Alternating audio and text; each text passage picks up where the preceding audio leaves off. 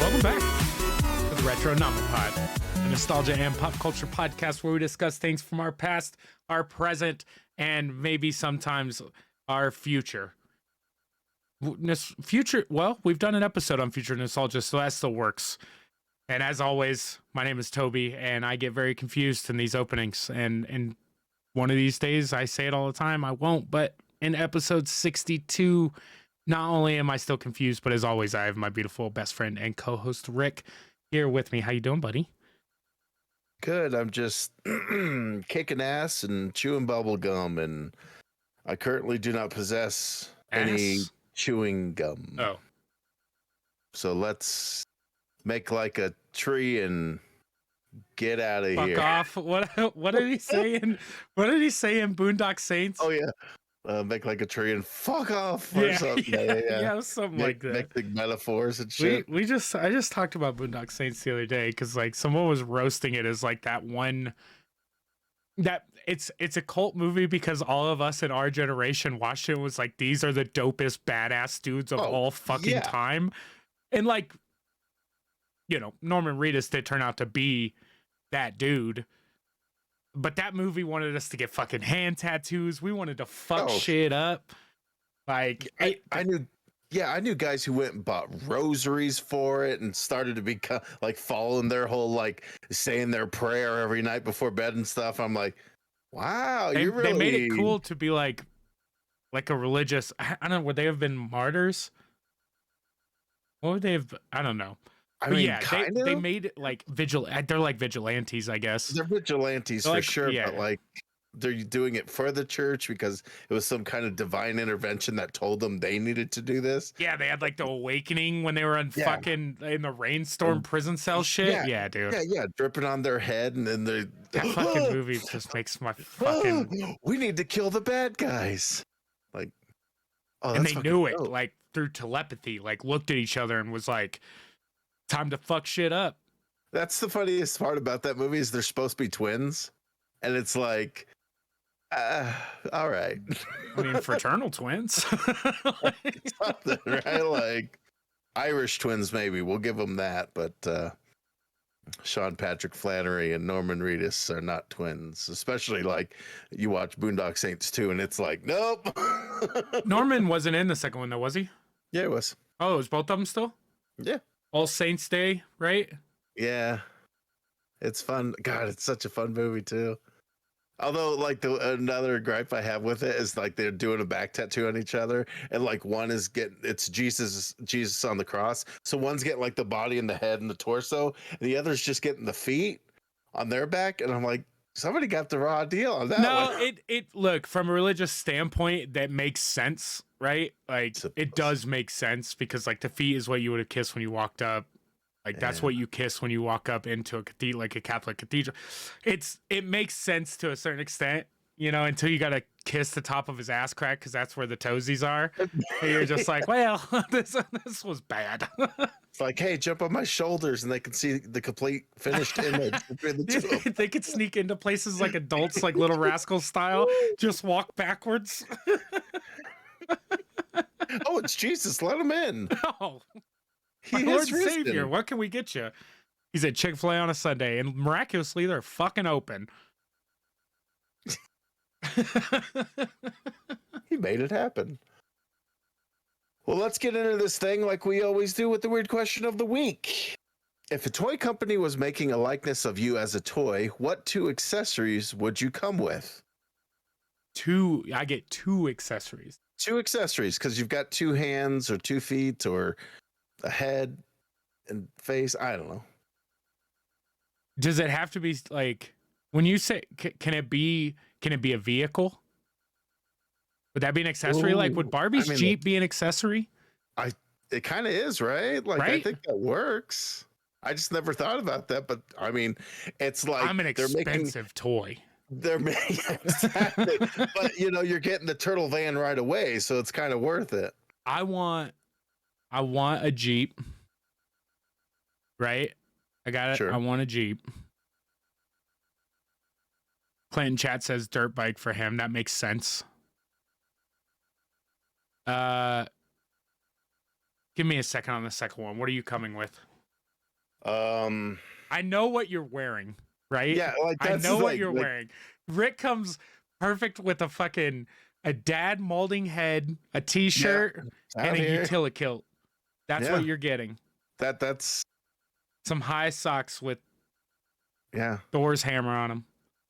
something. I'm definitely wearing khaki shorts. I Khakis, mean, yeah, there's a like I cargo shorts. At least you no got the extra no no no pockets. no no no. I'm either wearing khaki shorts and a hoodie, or I'm wearing khaki shorts or basketball shorts and a fucking tank top. Drew says a clown mask and a body bag. The clown mask makes sense. Drew's would probably just be like, you know how like Jack Skellington for that Nightmare Before Christmas, they just had small heads. Drew's would be that, but it is clown mask Uh-oh. for sure.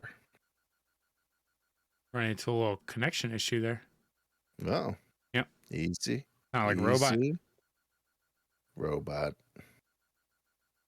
I don't know. So I mean, I want to give myself that. We still didn't get to like your accessory, right? What did you say for your accessory? Chat like, got I me don't thrown know, off. like, yeah.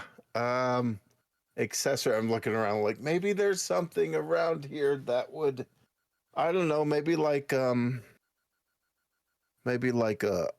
walking, like a wizard walking stick. Right? That makes sense. You'd have like a nice staff.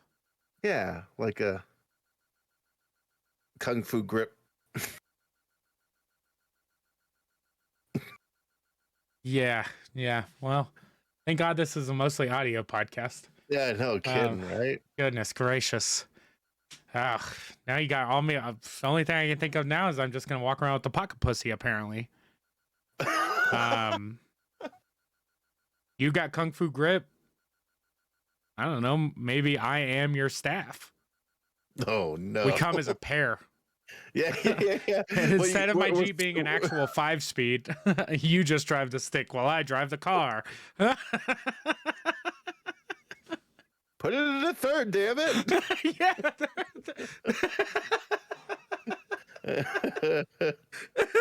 Oh my gosh. Rick, I told you to downshift. Do it already. Easy. Yeah, I think I would come with the Jeep. It's weird to think. I feel like at the end of our episode last time, I had like 2 great accessories for myself. And now for the life of me, I can only think of the Jeep. And even that I'm thinking about selling. Son of a bitch, dude.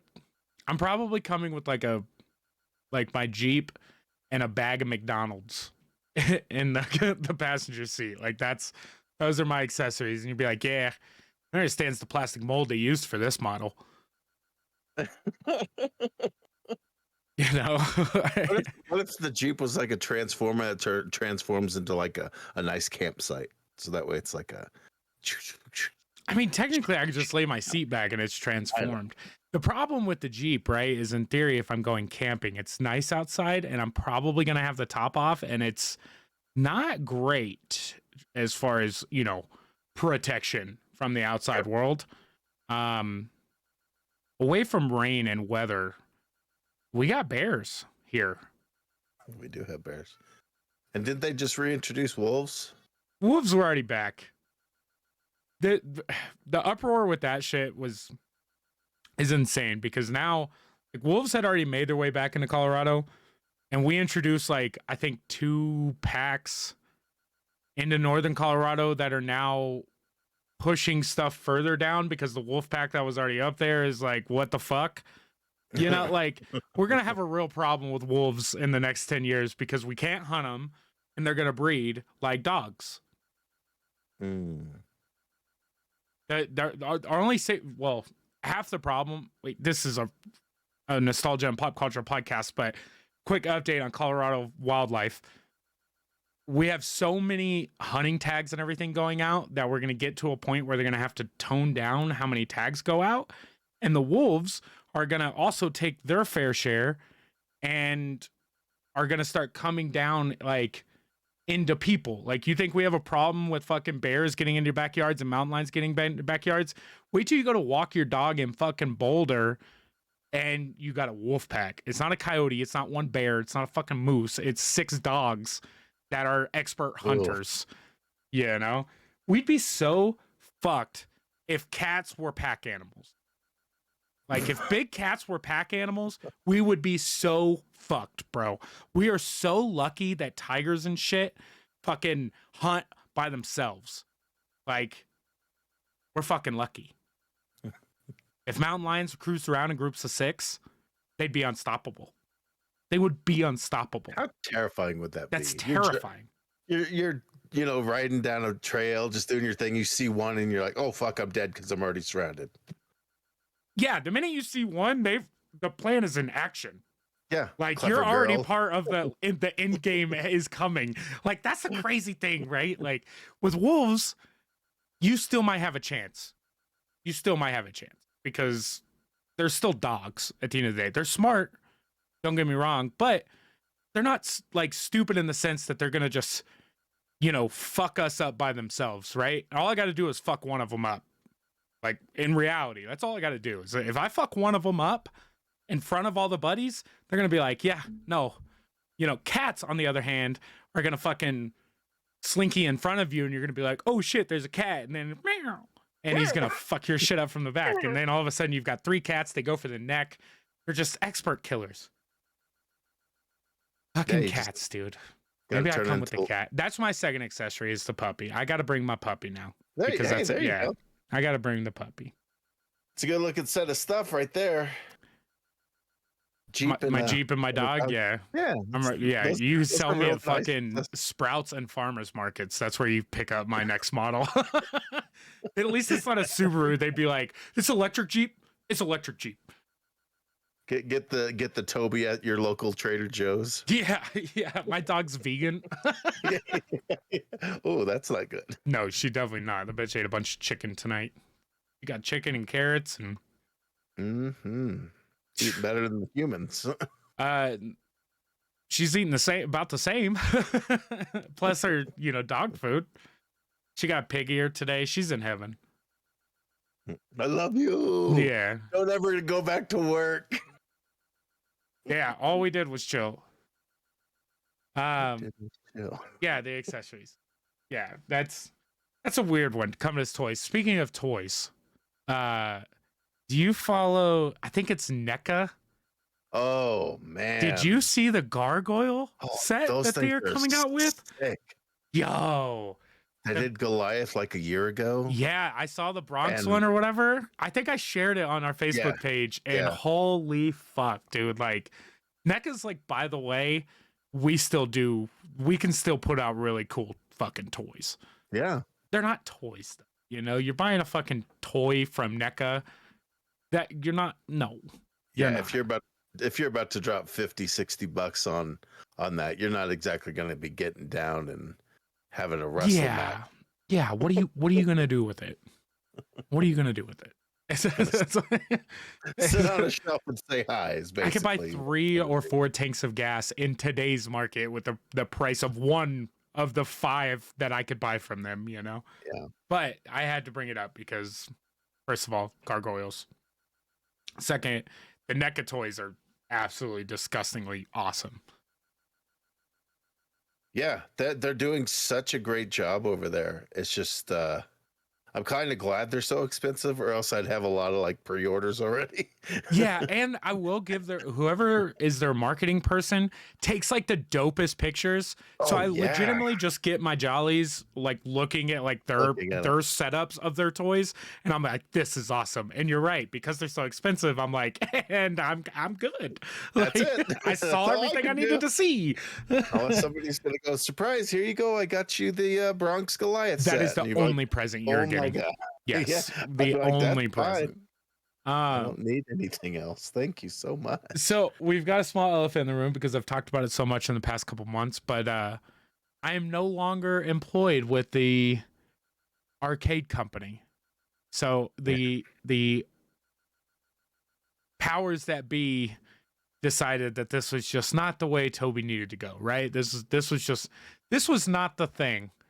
And I'm no longer with them. But I did play some pinball before I left, right? Because like I need a fucking pinball machine. And there was a couple that I just wanted to talk about real fast. Three that were super interesting because they're remakes of old ones, and this is like becoming a big thing in newer pinball. Is they're remaking old pinballs with updated layouts, stuff to make that machine better because maybe it was a little bit before ahead of its time. Maybe it was just a popular one in the 80s and they want to bring it back, whatever it may be. Two of these are by a company called American Pinball. And this is pretty much all they do is do remakes. One's called Legends of Valhalla, which name-wise is awesome. Yeah. Cool Viking shit. Not the prettiest machine. Like they really took a cartoony feel to something that I think if they went a little darker could have been a much cooler machine. Also didn't play great. It wasn't bad, but it didn't play great. I don't know. It seemed cheap in my opinion. Didn't do much with that one. The next one by American was a machine called Houdini. And this one was gorgeous. Like they did like the planchettes, the water tanks, the locks, and everything in there. Like every bonus or jackpot and multi-ball that you got was all based off of stuff that he did through his lifetime or whatever. Very cool. Plus it's all like black, gold, and purple. Like the entire playfield was just like the sickest color scheme for a pinball machine, you know. And it played real rough, which is interesting because like there was so many cool parts of the machine, but the way that they did the playfield is like there's 5 ramps in the middle, and the flow of the game gets interrupted because they made the ramps so tight that they're like super skill shots to hit them. So you end up just banking the front edges constantly instead of actually getting to play the game, you know?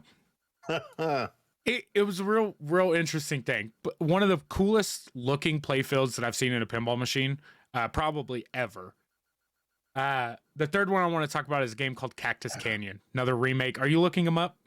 Yeah, I'm checking them out as you're talking about them. That Houdini is fantastic. Houdini is amazing. Very colorful. The brass on it is spectacular.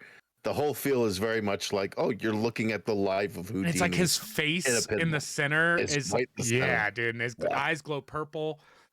Super cool looking machine. Like I said, it's still one that I think I would probably own. But play wise, not nearly as fun. Like it's a pretty skillful pinball playfield, right? Very cool. Cactus Canyon is the next one. Cactus Canyon is one of the more fun pinball games I think I've ever played, and for multiple reasons. First of all, the playfield's beautiful. It's super bright. It's Old West. There's a train. There's a damsel.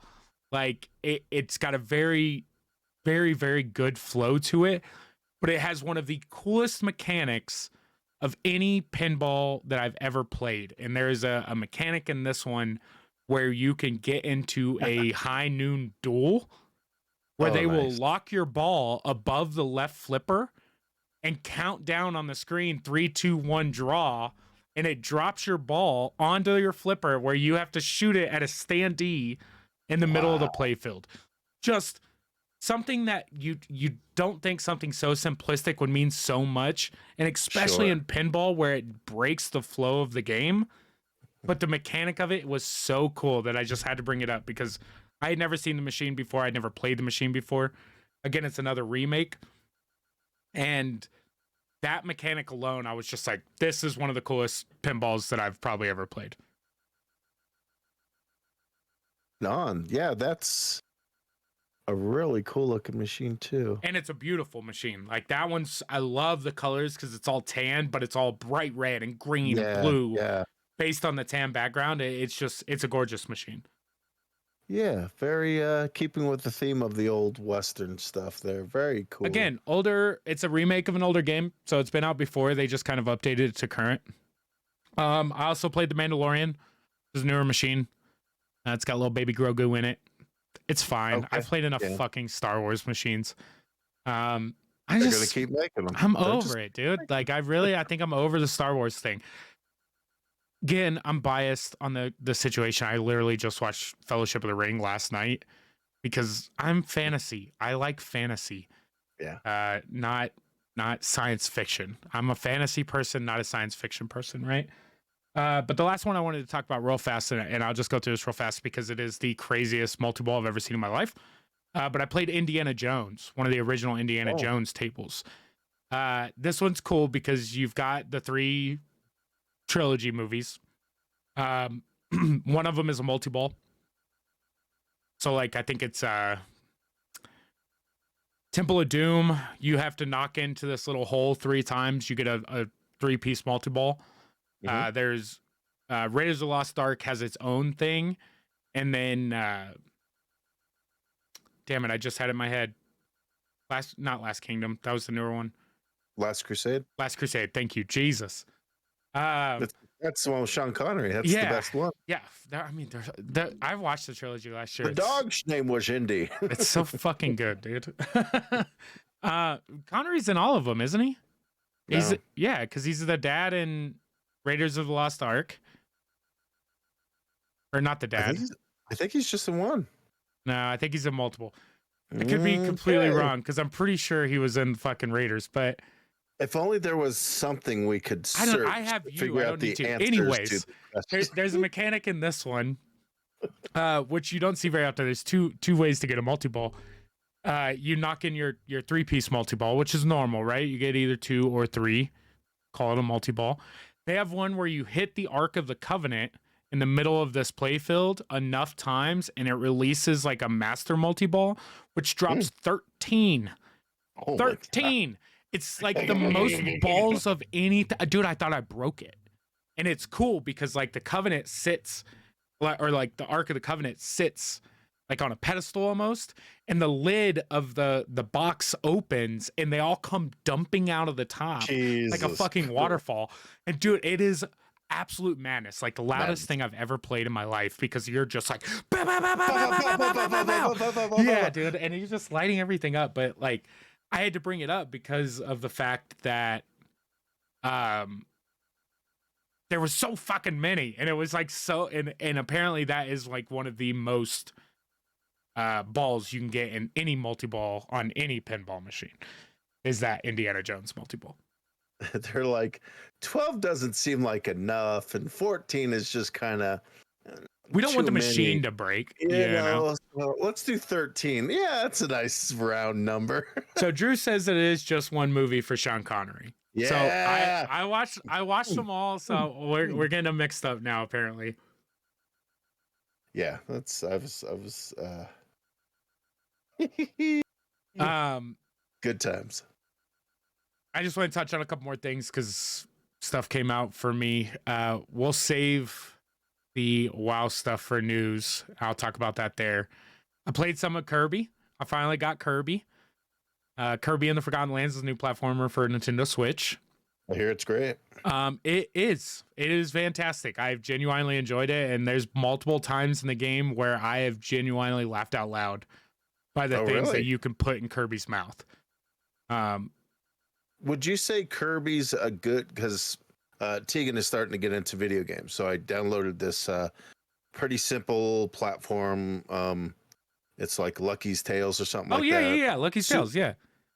So I've been having her play that because I wanted to learn the basics. Like, this is how your basics, and even that one's a little too much because there's still camera controls and stuff. Is Kirby would you say Kirby would be a good starting point? She's what, 5? 5, yeah. Yeah, I mean, I think, I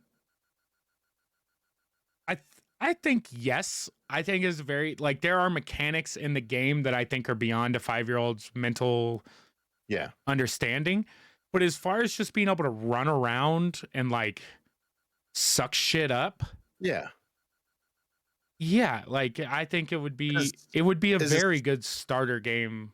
It's still the basic 2 buttons, like one's to suck and you have they use all 4 buttons because like you have to like this, like, so there's things that you can suck up that instead of you gaining an ability from, you just kind of take control of. Gotcha. For example, you can suck up a car. You put an Mm. entire car inside Kirby. Um, and Kirby, they call it mouthful mode, right? So instead of you gaining whatever you're sucking in, you are just becoming that object. So it's literally Kirby just putting his mouth over the car and like his lips are around the bumpers. And then now you can drive the car. Or Kirby sucks in a bookshelf Whoa. and you can knock over the bookshelf, you know? But then there are enemies that you can suck in that have swords or shoot fire or throw bombs. And there's the mechanic to like release that power so you can suck in something new would be something that explaining to her what I think that the comprehending that concept would be the hardest thing to get through to her. Movement, attack wise, suck in wise, let her have at it. It's Yeah, yeah, great, yeah, you yeah. know, and it's a very linear. There are certain puzzle aspects that I think would be difficult as far as the platforming, but base of the game she could get through no problem. I think it's a very good starter game, especially to test comprehension of mechanics. Yeah, that's what I'm trying to get down is just working out the basic like here's how you do your objectives. And Lucky's very good at it because it does show a lot of like this button does this is your attack button, this is your double jump, this is so she's learning all this stuff. It's just we're doing like whereas we had like Mario and Sonic that was very here, you're gonna go one direction and all you need to know is jump or So press this button to shoot a fireball, yes, like exactly. And what's cool, okay, so what is cool about Kirby is they do have a two-player mode where one of you plays as Kirby and the other oh, plays as a Waddle Dee, which is like a completely useless little piece of shit second player. I mean, it's like worse than Luigi style second player. So oh you could god. always like throw her the Waddle Dee while you play through as Kirby just to see if she can follow you and do because it's a very dumbed down version of what you could do with actual Kirby. But you still Sure. get to run around on the same screen as a team. So it's kind of nice. Now, from a parent standpoint, you don't want to be that little motherfucker because I, especially like playing with someone new, you're just like, just run, just follow me. Just just follow me. So there's like certain things, but personally, I think first of all, I think it's fantastic. It's our first 3D platformer for Kirby, and they did a great job. It plays a lot like what Super Mario 3D World plays like. That's kind of how the maps and the linear levels are set up. Um, but it's a beautiful game. The soundtrack is killer. The boss battles are fun so far, and I highly suggest it. Especially I'm just a Kirby fan in general, yeah. so I was gonna buy that one either way. But it was very good. It was very good. Oh, Excellent. I'm glad to hear that. Kirby's one of those ones though, like it's like Mario where you won't be disappointed with what you pick up, you know? no, as It long as seems you like go in, they're pretty consistent. especially as adults, right? Yeah. Like I know what I'm signing up for. The game's fucking rated E for everyone. Normally I'm playing Destiny or Call of Duty and I'm shooting people and seeing blood. Like Kirby's something I get to play in bed or I can play on stream and it not like it just doesn't mean anything, you know? Like it's not a hard game to beat. It's challenging at times, but it's not a hard game. It's not meant to be for us, it's the progression of Kirby. And I Yeah, like to see that Kirby not only is still a thing, but a character like him can still be fun in modern day scenarios, you know? for sure. That's all we Um, could ever. the last thing I'll talk about, and then we'll go to your, I'm sure, 18 long movie list, is I pulled the trigger on D&D dice molds. Oh shit. Yes. I Yeah, bought so you're gonna all of them. I can make you, D100s, yo. So I've got everything I need, and I'm on a staycation this week, which means I think I am gonna try to build me some dice and at least try to figure out this epoxy resin and if I need to upgrade the mold set that I got or if I'm gonna be able to work with what I have, you know. But it's soon intimidating. it is very intimidating. We Tiff and I looked into it and we got all the stuff and all that, and then we started kind of reading kind of tips and stuff, and it's like, make sure you do this, make sure it's well ventilated and this and this. And it was like, I don't give a I shit about ventilation. I just you know, like I need it to just like it seems so simple, right? You watch the Right. videos, it's like mix this, Yeah, hardener, mix little this. bit of Put color. it in Look there. at the glossy This. metallic Oh, beautifulness of this. Pour it it's in great. here, let it harden. It's Set it and forget perfect. it. Which I know my first one I'm gonna break out, it's gonna look like fucking stalactites all over it or something. I'll be like, this is bullshit. So, but I did that, and I plan on streaming some of that. I kind of set up to where whether I do it in my laundry room or my garage, I can do the setup to where I can at least stream it, which I think would be very cool, especially if it works out any bit well, where I can actually use them in a game. So we'll see. No doubt. Well, I guess I'll get into it. Here we go. Crack the knuckles, crack the neck. Here we go. First film that we watched, Sonic the Hedgehog 2. Of course, we were going to see this. It's been a few years since the first one came out. This is the sequel to that one. This one's got Knuckles, as you see from, and it picks up like the second the first one ends. Is that this one good? picks up right there. I kind of like it because it does make it feel like this like continuing story. There's no like time has passed. 5 you know, years it's pretty later. much- yeah, it's just like you're in it. Let's go, and then you just kind of go, sweet. Let's go for the ride. It's very good. It's just the expanding of the story in the world of Sonic the Hedgehog. If you like the first one, you'll probably like this one as well. I think these are they're showing that there can be good video game movies if you put the right people behind it and you listen to the fans and take their criticisms to heart. It's I look, the first one was 10 times better than it ever had any right to be, especially with the expectations we went into that one with. The second one looks awesome. I'm gonna watch it, but you know me, it's on the big screen right now, and until it's on my smaller big screen, then I'm out. It's the same thing with the Batman. The Batman's been on HBO for a week, and every time I look at it, I'm like, 3 hours. Like 3 hours. And it's not a fun movie, it's a good movie. And it's a great movie, but it is 3 hours and it's a lot to kind of jump onto. So Sonic I'm ready for though.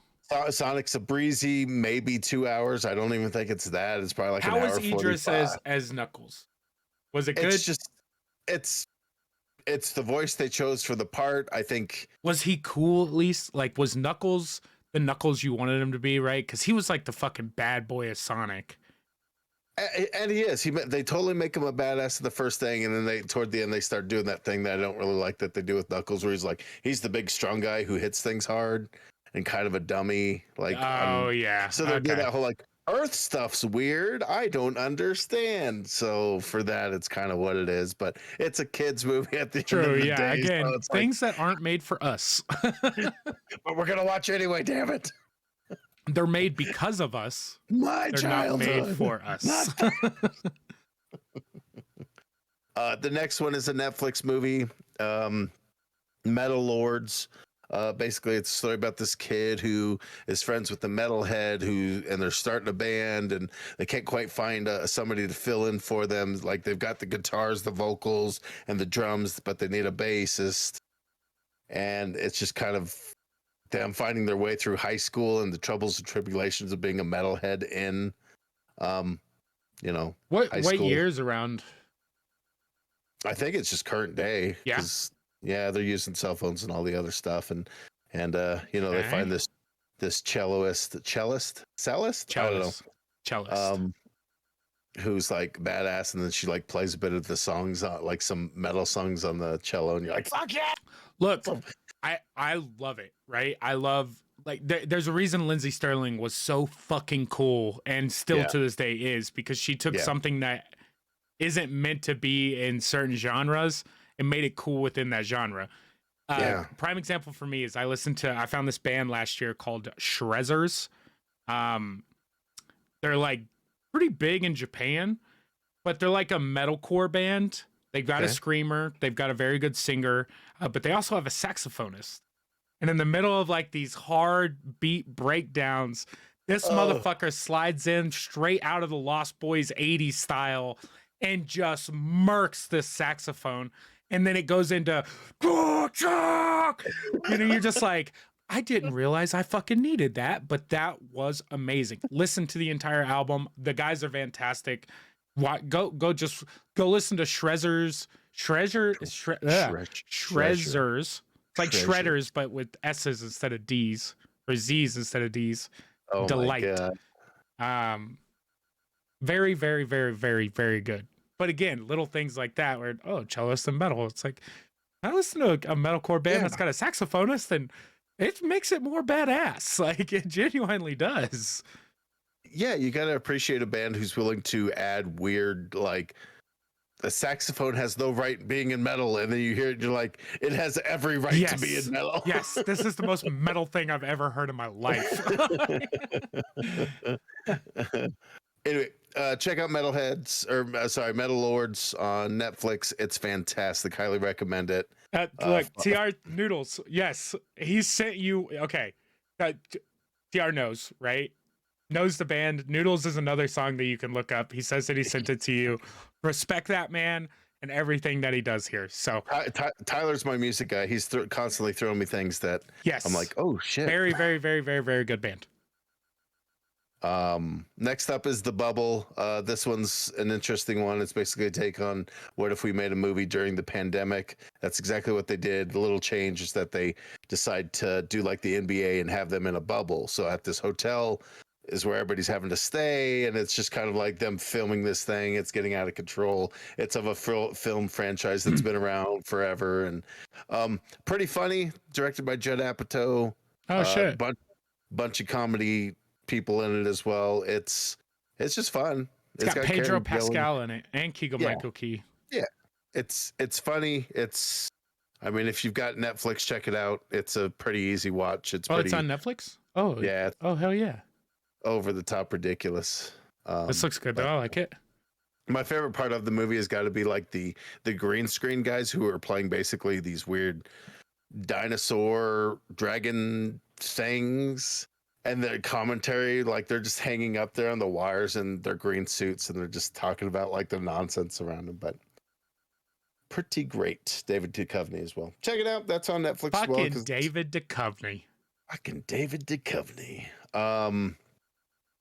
Coda, Children of Deaf Adults. Good Lord, I always mess that up.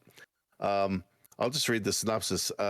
Rudy is the only hearing person in her deaf family. When the family's fishing business is threatened, Rudy finds herself torn between pursuing her passion at Berklee College of Music and her fear of abandoning her parents because she's the only hearing person in the family, and they run a fishing business. It's completely interesting story on how the dynamics of being deaf in a hearing world. There's aspects of it that make you feel for them because there's just times you just want to be like, somebody just like make write them something hear for them, or you know, like this is an interesting thing because the concept of this kind of goes with a lot of things, you know, like she's the only hearing person in a family full of deaf people. Mm-hmm. You know, you could put this in the trials and tribulations of a lot of what families deal with any kind of medical setback. I don't know the word to find for lack of a better word. Like special needs. Special needs, yeah. I mean, it's you know, the way parents feel when their child comes out with Down syndrome or autism.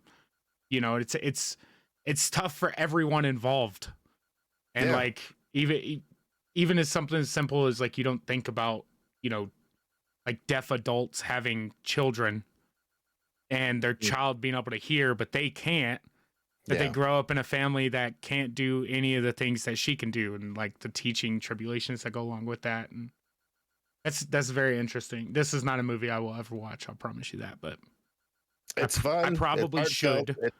They feel like a real family because like the parents will openly talk about like sex and how hot each other are. They still do it, and the boyfriend comes over and you know they embarrass themselves. It's a solid movie. I could see why I think it won an Oscar. I think the gentleman there won 3 Oscars in fact. So I mean, if that ticks your boat, it's great. It's on Apple TV right now. That's one that I do not have, which is weird because you're an Apple user and I'm not. Yeah, and I got when I got my iPhone 11, I got a free year of Apple TV, and I thought I was gonna watch like Ted Lasso and the other things, and I downloaded it and never watched it. Was just like, cool, like this. Nope, I don't need anything else. Yeah, I mean, there's so many out there. There's never a dull moment. You could really stick to one and watch everything and never not run out of anything these days. So Yeah, well, and that's crazy, right? Because I don't know. I'm sure you saw the article too, where it just said that Netflix lost like 200 million or something, and people were like, "Oh my god, Netflix is going to be blockbuster." And I'm like, guys, like, first of all, Stranger Things comes out at the end of May. If you don't think yeah, that at least half of those people are going to come back when Stranger Things comes out, you're fucking wrong. Like, now we have the choice to follow the shows that we want and originals, and choose to subscribe when we want to. We don't have to stay subscribed. You know, it's the same thing with game subscriptions, right? World of Warcraft's still a game subscription. Game Pass. It's like, yeah, I haven't played Game Pass in 2 months. I'm going to cancel my sub. Cool. I lose everything on Game Pass until I'm like, I want to play this. Like, yeah. here's my $10 back, Microsoft. Run it back, you know? Okay, you can have it all back. Yeah, here is everything. Wild times. Andre the Giant, you know, the myth, the legend, the icon. Documentary on HBO, very good documentary that goes into like his childhood all the way up until his death. It's fantastic to kind of watch the rise and fall. This dude's life is not crazy. even the fall, like, because he's just like, and the wild stuff is them talking about like going out to like bars and stuff with them, and he'd be like, yeah, he had like 7 bottles of wine. Yeah, he drank 128 beers. You're just like, Jesus, you Christ. know? And you know, he's just like, I mean, when you're 7'4", yeah, like it's cool how many people they have in this. Cyndi Lauper, Roddy Piper, Andy Warhol, Hulk Hogan, Carrie Ells. What? Say his last name for me. Elwes. Yeah, Elwes. Okay, I'm gonna bring him up since I see him now. But you saw what happened to him today? He got bit by a rattlesnake. Oh my! They were rushing him to the hospital this afternoon. Oh, you assholes! Yeah, there's another one that happened today too, which I'm gonna bring up in the news section. But I just saw his name there, so I had to bring it up because, of course, he's in here with Princess Bride stuff. But yeah, he got bit by a rattlesnake. I haven't heard. I assume he's okay. It's Carrie Elwes. He's fought rodents of unusual sizes, so he should be okay with the rattlesnake. Yeah, like, can't fight off a rattlesnake, bro. Come on. Yeah, it's pretty wild. Arnold Schwarzenegger's in it, and it's like, I didn't look at this list before watching it, and I was like, holy crap. I mean, it made sense for like the wrestlers being in it, but like then you forget, oh yeah, that's right, he was a huge part in Princess Bride. And you know, I don't know, it's a very good documentary if you like documentaries. And it's wild watching the fashions back in the day and seeing all these, like Hulk Hogan back in the day too, back when he was like, eat your Wheaties, kids, take your vitamins. Yeah. What's crazy, because even like the like on this IMDb page, the trailer like shows him and Hulk Hogan like standing next to each other. Yeah. And you're just like, Hulk Hogan's like this dude's quite a bit bigger, you know? Hulk Hogan's like 6'7", you know, He's like 6'6". Like, that's a big ass fucking dude right there. And this motherfucker's looking down at him. Like, yeah, like I crush you. And I don't know, their story's great too. Like the moment, you know, everybody knows the moment in WrestleMania 3 when he picks him up and body slams him. Yeah, because that was, you know, passing the torch. Because before that, you know, wrestling was all these little independent companies that, you know, just kind of operated in their regions, and that was kind of it. And then WWF came along. It was like, here's what I'm going to do. I'm going to have a show people could turn into. But that's a whole history. We're going to do a nostalgia on wrestling. Yeah, we're going to have to do some big nut tackling. And it's getting good again. Like, wrestling is getting good again. It's so much fun. It's so freaking much fun. But to get out of stuff that I've watched, at least for a second, it didn't pull up the thing I wanted it to. But that doesn't matter. I'll just talk about it. I found, you know, as we do, sometimes you get bored of listening to the same thing. So I found this new podcast, and I wanted something that was like a D&D, because those are pretty fun to listen to. Yeah. This one basically takes the concept of a live play Dungeons and Dragons role play, but what they do is they switched it where it's a sitcom. So they take old sitcom tropes like, oh no, we've got to pay this bill or else they're going to basically it takes place in a bar like Cheers. Okay. Main character is like, you know, a human who's running it. They have a little I think he's a gnome, and then a giant like orc who's the bouncer, so to speak, but he's just Okay. kind of a whatever guy.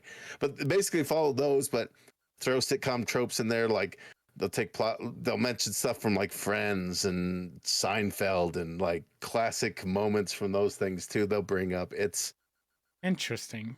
It's Um, pretty fun. do you have the Pretty actual new name of actually. it? It's sitcom D&D. It's literally called Sitcom D&D. Yeah, just it didn't pull up for this because, you know, sometimes things are Hey, you're weird. 2 for 2 in the last 2 weeks for having links that don't go to where you're supposed to Oh, go. I know. It's like, the worst thing is I even double checked this one to be sure, and still I have failings because I am human after all. Um, yeah, well, now that we finished some of the audiobooks and stuff, I'm trying to get back into podcast and playing catch up on podcasts. Not fun. Like it's not that fun. Yeah, You especially get a those couple weeks actual out play and stuff, yeah, and you're dude. just like, oh, what's the plot? I got to go back. It's Yeah. it's been an interesting up and down with me wanting to listen to podcasts and shit. So but in the meantime, I did finish, since we're on the D&D thing, I did finish Legends of Vox Machina. Yeah. And I wanted to bring it up here because holy shit, was that one of the better animated shows I've watched in the last 5 years. Everything about it just hits on the best levels. Like they really It did did. go in it wholeheartedly and go, let's make the best show we can. Yes. Yeah. Well, and they kept they did so many things right, not only for people like us who are fans of D&D and fans of Critical Role, um, but they did stuff for people that it wouldn't matter if you didn't know that it was a D&D show, you know, like Yeah. there were certain aspects of the show where you could tell that in writing they were like, we have to make it look like these guys are rolling bad numbers, right? Like everything from like slipping and falling while attacking to doing like dope shit, you know, Yeah. that probably shouldn't have worked but did work. And in my mind, those are times where they rolled for these attacks and like got to do something cool, whether it be a nat 20 or you know, a 1.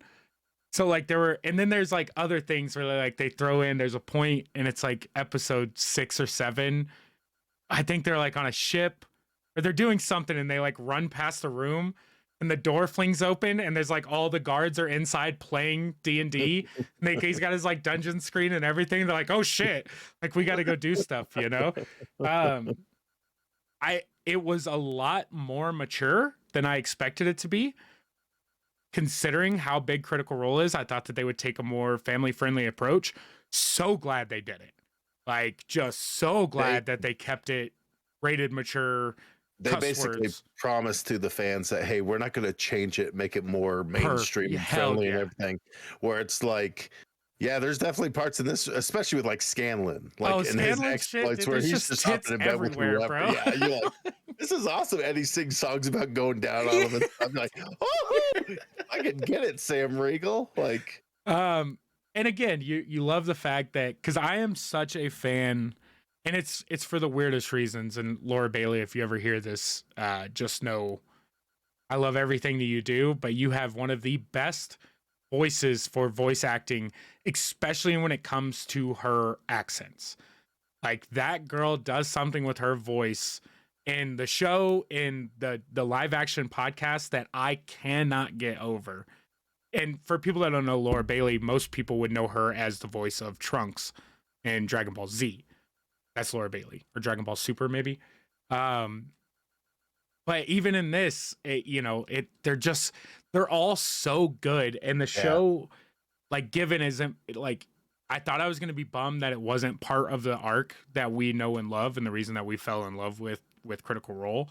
But the story they did for the lead up was so goddamn good that like by like episode 8 or whatever, I think it's 12 episodes in the season.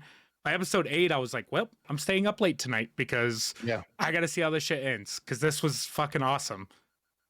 Yeah, it's almost a shame that it's like half-hour episodes because you're just like you burn through them so fast. Yeah. And you did it the right way where you were able to just sit there, Yep. watch I them all waited. in one go. And but me, I'm like watching it every week. Oh, we got this to watch. We got this to watch. And it's just like, and there's all these small little callbacks to the actual show. So if you Hmm. watch, like they've got characters that really don't make a scene until later, but like they put them in earlier, and like little things like Matt Mercer gets killed throughout this thing. There'll be little side characters that maybe not killed necessarily, but like pushed or something falls on them, or like Yeah. so they make him in there so he's in it without being Which in is it so cool because because he doesn't have a place. Like it's his story yeah. that he built, but without that was one of the big curiosities. And I don't think it would have taken anything away from the show, but like just calling out Adventure Zone, right? Mm, It makes me want an Adventure Zone animated show really, really bad. But I want them to keep it in the way that they did like the graphic novels, where like mm. Griffin still gets to pop Pops out as like in the yeah, benevolent DM, and like talk to the characters, like breaking that fourth wall. Where I kind of half expected them to do it with the Critical Role show, and I think it would have probably taken something away if they would have broken that fourth wall that way. yeah. I think with Critical Role it doesn't quite work, but for the Adventure Zone, because they are much more comedic forward Yes, and they're less about like the rules and like this and that, whereas Critical that's the Role did dichotomy. like the It's most like legit D&D campaign yeah, ever. yeah. They just happen to be funny and super creative and great at their jobs. Yeah, so they already have a second season that they're working on for this show, so we should be expecting that hopefully soon. Because I'm already jonesing for more, and we have 13 episodes we can go back to. And what's great about it is that you could go back and watch it and see little things that they've Hmm. hidden in the back, or things you might have missed the first time through. Like, ah, It made me want to go back and listen to the original, 4-hour long episodes of Vox Machina. yeah, like ridiculous amount of time spent to get with that. And I like that they introduced like the Chroma Conclave freaking dragon arc. That is a huge arc for it. So Yep. like they started like recording live, They did which a is bunch of kind of fanfare cool. that And like, worked out. and I think we'll get there. I think It we'll was get fantastic. to what we know. And 10 of 10. That show needs to be watched. It's rated mature. Don't watch it with your kids. A lot of cuss yeah, words, a lot of tits. fucking funny as god damn. Yeah, Like, Scanlan and as a bard, just everything that man did, from the middle finger mage hands to like yeah, just, that whole sneaking into the prisoner. No, what was it? when he's It going was into the house or whatever. the resident. Yeah, and he's Yeah. sneaking and he's singing the song the whole time. You're like, what are you fucking doing? Shut up, you fucking idiot. He was so funny, but he was also like, the people you didn't think were badass they were all always more badass than they like led on to be, right? The Yeah. one thing I wanted to ask, and I know it's been a little bit since you've watched it, is whatever happened to the fucking bear? The bear was there before they went in, and then we never saw the bear again. The bear was just gone. Like, what happened to your bear? Trinket just kind of comes and goes, I guess. Apparently. Like in the arc, if I remember correctly, I believe she had like a stone that she could storm in to It was her easily get Pokeball. more or less. Yeah. Yeah. I don't think they like They definitely don't talk mentioned about it, but that, all of a sudden the like, bear just was gone. he's gone, and you're like, oh, you could really use him right now. You're Yeah. fighting a fucking I was vampire. like, where's the bear at? So I don't know, man. Like just to see what they did with this first season. Second season's. I if they keep with the level of like awesomeness, hilarity, and everything else, like, oh, It was they so won't be good. able- they won't be able to produce enough to like fulfill like that. Give us more, so we just Yeah. need Adventure Design to do their Kickstarter, so that way we can get Please give a us two season of of their these. stuff, Look, the formula works. Yeah, Put it out. Especially want like it. your graphic novels were amazing. Everyone loved them. Put it out. Put it out. Even if you just put it on YouTube, make it. Give it to me. Partner up with YouTube. I mean, there's how many different streaming services? Like Netflix has got to be sitting there and be like, oh, we missed an opportunity. Well, who can we pull? We'll see. Yeah. Anyways, We'll see. I derailed us. We got to get through this. Um, I had a hell of a weekend this weekend. We finished kind of celebrating Tiff's birthday. Happy birthday! Yeah, yeah. So we did like a whole day of doing stuff. First, we started off the day by going and seeing The Unbearable Weight of Massive Talent, the Nick Cage movie. And Is this where he plays himself? he plays himself. He's basically Nick Cage, and he gets, he's Nicolas Cage is Nick Cage. Yeah, it's exactly him. And Pedro Pascal's in it. He's playing this fan, and Tiffany Haddish is in this. She's playing a CIA agent who's trying to track Pedro Pascal because he's supposed to be this drug runner, gun runner guy. And the story unfolds, and there's this fun little meta twist at the end that kind of makes the movie come full circle in the weird kind of Ouroboros kind of thing that happens. It's a very good movie. It's hilarious. The situations are funny. It's, you feel like the whole time it's Nick Cage just being Nick Cage, like all the time. Yeah. For as much as we know about him, But yeah, I highly recommend this one. I thought it was a great movie. It's super just like, a day in the life of old Nicky Cage, huh? Yeah, he's one of those people that you either love him or you absolutely hate him. And like I'm one of those people that I love Nick Cage, right? I think he's fantastic. Daisy, on the other hand, loves all of Nick Cage's movies, hates Nick Cage. Really? Yeah. And it's one of those things. And I've met multiple people that have that same sort of sentiment where you love the movies. Like, I mean, there's no doubt that the movies that he's in and makes are fantastic, but him as an actor is not a very good actor, or he's the best actor. And it's hard to tell for some people, I think. And like, I think that just is bad blood for him, but yet he still puts out bangers. Like, that's how you made it, is when people don't like you and the movies that you put out are good. Like, Yeah. Even if they're straight to video, so to speak, movies where you're like, oh, he did another one, because he's in everything. And that's actually a joke he makes, is like, wait, is working too much a bad thing? I treat this like a job. Like, if I was flipping fries, I could go there every day and do my job and nobody would say anything. But I do this as an actor and people are worried about me. And I'm like, right? Oh, that's a fair point, Nick Cage. Very fair point, actually. So that's why he puts out 2 movies a year and, is constantly working, because he likes what he does, and all the power to him. It's Nick fucking Cage. He's got some stinkers, but he also has some like freaking things like Con Air. Con Air. Fucking National Treasure. Gone in 60 seconds. Here we go. We're going to go down the list. I rewatched it, dude. It's fucking good. Oh, God. I watched it last week. I was wrong about the color of the car, by the way. I'm pretty sure I said silver and blue, and it's a little different than that. It's like a black, isn't it? No, it's like a gold with black. Yeah, it was not silver and blue. There's like parts of it that make it look silver and blue, and then you see like the overhead parts and everything. You're like, oh, it's not that. Anyways, that's well. Whatever you do, don't go full Nick Cage. Yeah, because once you go full Nick Cage, you cannot come back. It's like staring at the void. Love, and I like Pedro Pascal. I think that dude is a monster when it comes. He puts out nothing but bangers too. He's fun to watch. We went and checked out this newest restaurant. This is kind of just the sidebar. It's called Prost, which is Cheers in German. It's a beer garden over by our house. Oh, you have one by your house? Yeah. Oh, so I've been to the original Prost, which is right there off of 20th and I-25.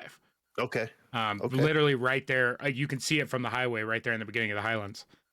Huh. So, and they've been there for like, I don't know, I was new into being 21. I was 22 or 23 when we went there. Oh, shit. Yeah. Well, they've got a location in Highlands Ranch. That means they're growing. They have one of the best Hefeweizens in all of the lands. Of all the Hefes that I've tried throughout all the years, Prost is one that I will always go back to because their Hefe is top notch. There you go. Anyways. So you get the whole thing, like cool open Oktoberfest vibe to the whole thing. Long tables, all community tables. It's a super great experience. Like, we did a flight of beer so that way we could try all the different, like, there's so many freaking beers to get through. I was like, let's just do a flight, that way we could taste some and then we could go from there. And the food was great. We did their like sausage board, which came with 4 different kind of sausages, and their fingerling smash. But that's Food was great, beers were great, and I'm not even really a beer guy, but I was sitting there like, oh, this blood orange Yeah, you aren't thing a was. beer guy. It's interesting. But it was a good time. Like I'm like, dude, this might be one we go to September, October, and see what kind of shenanigans we can get. They had live music going too while we were there, which is always freaking fun. I recommend it if you want Yeah. a fun beer garden to go check Yeah, out. Go check Prost out is, and Prost. that's Colorado beer. That's brewed here. They're not from anywhere else, Yeah, which is yeah. even cooler. Like that's a Denver beer company. They took over the Rock pizza place. It used to be there. That's what they took Yeah, I over. don't So know. we're like, huh, that used to be this, and now it's this. I don't know if I like it, but we did like it. But moving on. So that was for lunch. We went and had that. After being filled with popcorn and sausage, we decided to go check out Meow Wolf, which we'd wanted to check out since they opened one in Colorado Yeah. a while ago. Maybe not a while ago, but you know. Interesting. I'm still on the fence if I liked it entirely. I think if they have this thing called a Q Pass, where essentially it's an interactive way that you can kind of go around, kind of gives you an adventure to go on as you're checking out the sites. Okay. I think if we would have just gone and checked out the sites alone and maybe on a second visit do the thing, I think we were trying to do too much. You weren't appreciating the surroundings. Like we are taking it all in and it's very cool and it's all that, but when you don't quite know what you're doing with their little mission card, Oh. it takes away from it. Yeah, You know and what you're I'm almost saying? getting frustrated for the wrong reasons. Yeah, you're like, what's the mystery? What am I missing? Because we didn't connect all the memories and all this weird thing. But basically, the Meow Wolf here in Colorado is the convergent 4 different planets or realities converged into one, and it's all these weird alien things coming together to. But it's fantastic. It's Yeah, all this. it's got to be cool because I mean it is Meow Wolf stuff. Daisy and I looked at doing this when she had her friends come in town. Mm. But it got very expensive very fast It's because so fucking pricey. away from the tickets, they have resident pricing and non-resident pricing, which Yeah. I think is bullshit because it's 'Cause they like what the fuck does it matter if I live They here or didn't not? check. They didn't check IDs. What the fuck's the point? Yeah. And it's I don't know. There's like certain aspects of that where it's like, and maybe it's me getting older where I'm just like, fucking let the kids have their psychedelic experience. Like I have it in my garage nowadays. I don't need all of this to see all of this. Yeah. You know, and the price versus experience to me, like I could go get drunk and then walk to the Museum of Contemporary Art, and I think, you know, I'm exaggerating, of course, because I hear it's fucking amazing, but It's ridiculously amazing the amount of work that went into this place, Yeah. because it does feel like you're in a whole different place, but it's also like at times you're like, okay, now it's like, how weird can we get? Like, Yeah. okay, just when you thought it was weird, we're gonna go weirder, and it's like, all right. and it's, you know, to me, it's one of those things. I've had this conversation with a few people, and a couple of people that listen to this episode will know I have a hatred against like high-end art and what people consider art, right? Because art is one of those things that's truly in the eye of the beholder, and one person can be like, this is the most amazing thing, it speaks to me and I see gods within it, and then I can look at something and be like, you painted it, great job, it kind of looks shitty, but it's not what it looks like, it's how they did it and the trials and tribulations that they were going through while doing. And it's like, no, either way, it costs $38 to fucking make, yo. Like, it may have taken them 100 hours, but is it worth $4 billion? Like, no, it's fucking not. And so, like, for me, it's one of those things, and like Daisy and I have gotten through that because she's an artist. She's a very, very, very good artist nonetheless. And when I watch her do stuff, it's amazing to me, right? Because it's a talent that I get to firsthand see people do. And for me, I'm not talented like that. But then when we go to like the Denver Art Museum, you know, for her, she gets it from an artist perspective and someone who went to school for it. And she understands methods and practices and what makes these so important and interesting. Whereas I look at it and I'm like, I've seen cooler art on the side of a van, you know? Sure. Yeah. So it's really one of those things. But then we go to the Museum of Contemporary Art where there are those like weird things. And I'm like, well, this is kind of badass, you know? And then there's other stuff where I'm like, they're trying to go for this is all done out of trash because the world's burning and then we're going to light it on fire at the end of the day. And I'm like, cool, you angsty little bitch. Like, no one gives a fuck, but yet you're going to tell me that for me to buy it, it's 500 million.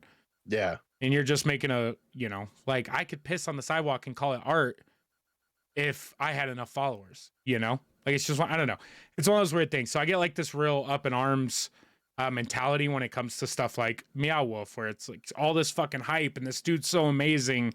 And it's just like, yeah, like he just did it long enough and big enough to where people noticed and it became cool, because it was so fucking out there. And I'm a fucking hater when it comes to art. I'll be the first to admit I'm a fucking hater. It's one of the big reasons why we haven't went. I see the price tag, and the price tag versus fun doesn't match up to me.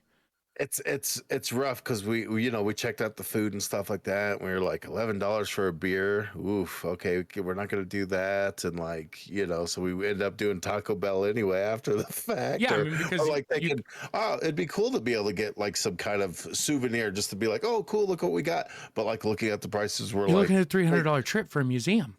We want how much for a T-shirt or a sticker? You're like, Yeah. I can't justify it. No, I can't justify it. And that's the we thing. know how much it costs to make a sticker. It's not as much as you're charging.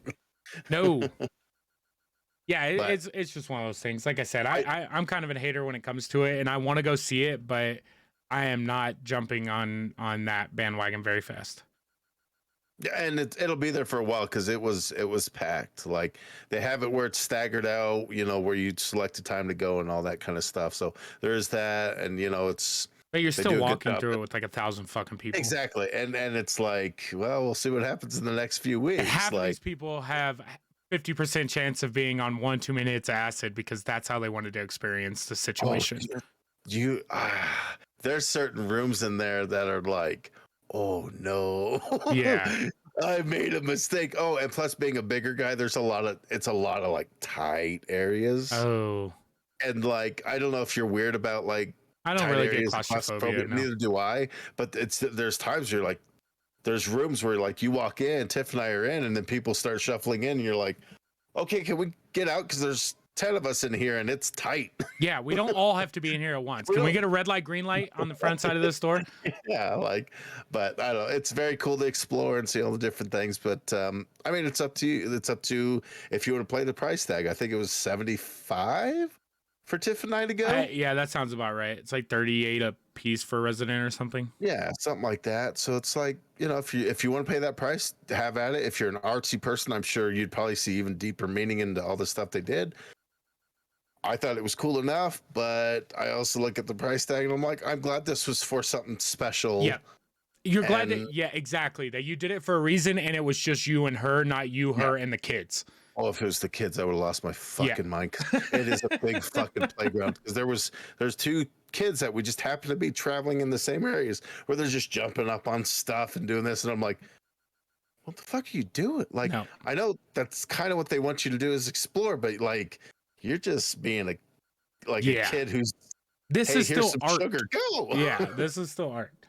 So, but overall, good weekend. Oh, it was a fantastic weekend because we dropped the kids off and then Sunday we did nothing. Like we did nothing, dude. Like we did nothing. It was amazing. We did each other and then we slept and then we woke up and went and got the kids. That sounds great. It was lovely to be like, great. Oh shit, it's 5 o'clock. We should probably go get them. Yeah. We don't have to, but I mean, we really should. It is Sunday after all. Yeah. But yeah. Good. That's good. Well, happy birthday, Tiff. Yeah. Glad you guys had fun. All the best times. Well, to bring it down, like to go from birthday like to you a fucking do. Day. I mean, the highs and the lows of life, you never know when your time is up. And unfortunately for comedian Gilbert Gottfried, April 12th, he passed away, only 67 years old. And he was, I guess it came out that he was like, he'd been fighting an illness or something for a while. It's so wild when you find that stuff out where you're just like, these people, like, you take his personality, like his comedic personality that's so bombastic and Yeah. says things that are inappropriate and all this, and so you just think he's just putting it all out there, and then to come find out he's been fighting this thing for a while, and you're just like, Yeah. oh man. It was crazy to me too, because I just listened to him on Rogan. If I remember right, it was like last November, like Sure. November of 2021. He was on Rogan, and I don't fucking know. Yeah. I didn't know shit. What's the favorite Gilbert Gottfried movie? Problem Child. Problem Child, baby. Let's go, dude. There's a reason I do the show with you. Like Iago's an easy go-to, but that's just his voice. 100%. I like to think of like, when was the first time that I saw him And fucking as Problem him? Child. And he was with the principal, I think, if I remember right. Yeah. Old Mr. Yeah, Peabody. man. Rest in peace, Gilbert. That's a tough one, and we've lost. I mean, shit. Bob Saget, Gilbert Gottfried, and Louis Anderson. all within a year. Yeah, this 2022 is like, this year is fucking just taking them. Well, since we're on the things of people almost dying, another thing that I saw right before we got on was Jared Padalecki of Supernatural fame. Sam Winchester got into a major car accident, like a real bad car accident, apparently. And Jensen Ackles broke it out at Comic-Con to let people know. But yeah, he was. They're just fucking the world, bro. The world is. It's a dangerous place. People wonder why I like sitting in front of my computer. I know it's safe here. All that happens is we get fat. Like yeah.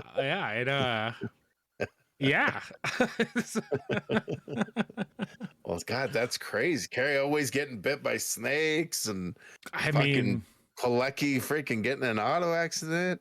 He wasn't even driving. He was a passenger, which makes it even worse because that's how we've lost a lot of people that way. Ryan Dunn. I think Paul Walker was driving when they crashed. But yeah, I don't know. Be safe out there, folks. That's the people you're driving with. That's for damn sure. And if you don't take the wheel, Jesus. And look, take it from Gilbert Gottfried. Probably better if you don't let anyone know your fucking shitty medical secrets that you're gonna die, because then everyone just treats you normal until you do. Yeah, because once you kind of put it out there that like, hey, I've got this sickness, people are gonna treat you with delicate kid gloves, and you're like, yeah, no, I don't want that. It was the same thing with what Chadwick, right? Chadwick Boseman, didn't say shit, and then all of a sudden it was like, and I'm gonna die in 2 weeks. Like, he just worked, and that was it. Yeah, I don't know. It's weird times, man. We're in a non-link working kind of world where you set up things and they work when you copy and paste them, but they don't work when the shows go live. Yeah. Kevin Smith, who you might know as a director, a filmmaker, an auteur, if you will. He's coming out with this. It's like a horror anthology called Kilroy Was Here, and he's doing an interesting thing with this movie. He's selling off NFTs for the movie, and basically he wants people to create. Basically, he's going to take the creations of people and make the next movie out of these NFTs. If I'm understanding it correctly. No, you're not, because no one does. No one fucking knows what NFTs are, bro. It literally means non-fungible token, right? It's a fake thing. It's a digital thing that you can't hold on to it. People can copy it. So it's not like I couldn't screenshot the NFT that you just paid $6 billion for and do whatever I wanted with it, because no, possession is 9/10 of the law, bitch. This is my NFT. Yeah. Yeah, no, I don't get it. I don't understand it. It's kind of sad for me to see Kevin Smith's doing shit like this. But he's also like always been kind of on the forefront of like weird little internet things, podcasting, for example. He is one of the godfathers of podcasting, if people don't know. And this doesn't, no, I'm good. Like, no. The most I get into digital bullshit is fucking buying cryptocurrency on Robinhood with the money I make from stupid fucking Wall Street bets. I put $20 into Robinhood. I've cashed out like 200.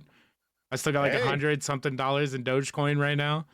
Oh, speaking of Dogecoin, we got to bring it up. All right. And then what's because no one gives a shit about the NFT right now. Elon Musk buying Twitter, yo. oh shit, that is insane. $44 billion. Wants to try to bring Twitter back to the Wild Wild West days.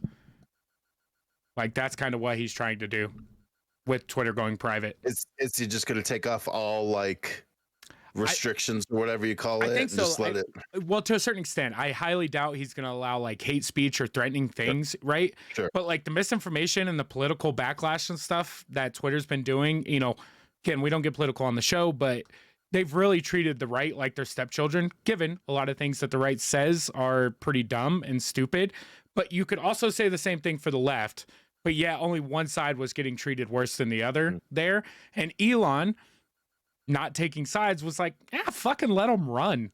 Like, just let it happen, which I don't think politics should play into social media anyway, unless it's like something with the debates or anything like that. But, you know, I always thought it was crazy to me, and it was the first president that I ever saw like doing like celebrity type things was when Obama was in office. And like, I remember seeing him on night talk shows and like, you know, tweeting out stuff and doing Instagram posts. And I always thought to myself, like, I don't think I want my president to be doing all these things. Like, you know, our country sucks, right? Like, it has its positives. Don't get me wrong. Like, there are a lot of very good benefits to living in America. But as an American, and especially a millennial one, our government's pretty fucking trash. And the last thing I need to do is see you on Jimmy Kimmel fucking laughing it up. Like, we aren't in some sort of fucking war right now with some country we can't defeat. You know, like, it just, to me, the social media and politics congregation thing going on is a real fucking shit show and probably shouldn't be allowed for the sake of the American public, especially with how dumb we are with social media and in general. Like, you know, for me, it's just, I don't know. But either way, Elon's buying Twitter, which I'm hoping skyrockets my Dogecoin prices. But we'll see. That was the only reason I bring it up. That's fucking crazy, right? With all the acquisitions that are happening lately, with everything that Disney's buying, with, you know, Microsoft buying Activision and Blizzard, you know, with Microsoft buying Bethesda and like these major fucking companies, with the Warner Bros. Discovery Channel HBO shit. Yeah. You're just like, we're really getting to like an idiocracy type point, and I believe we have laws against monopolizing certain things. But yet here we are allowing the monopolization of a lot of fucking things and just weird loopholes. So I don't know what's happening. All I know is we aren't getting any richer, and there are companies out there.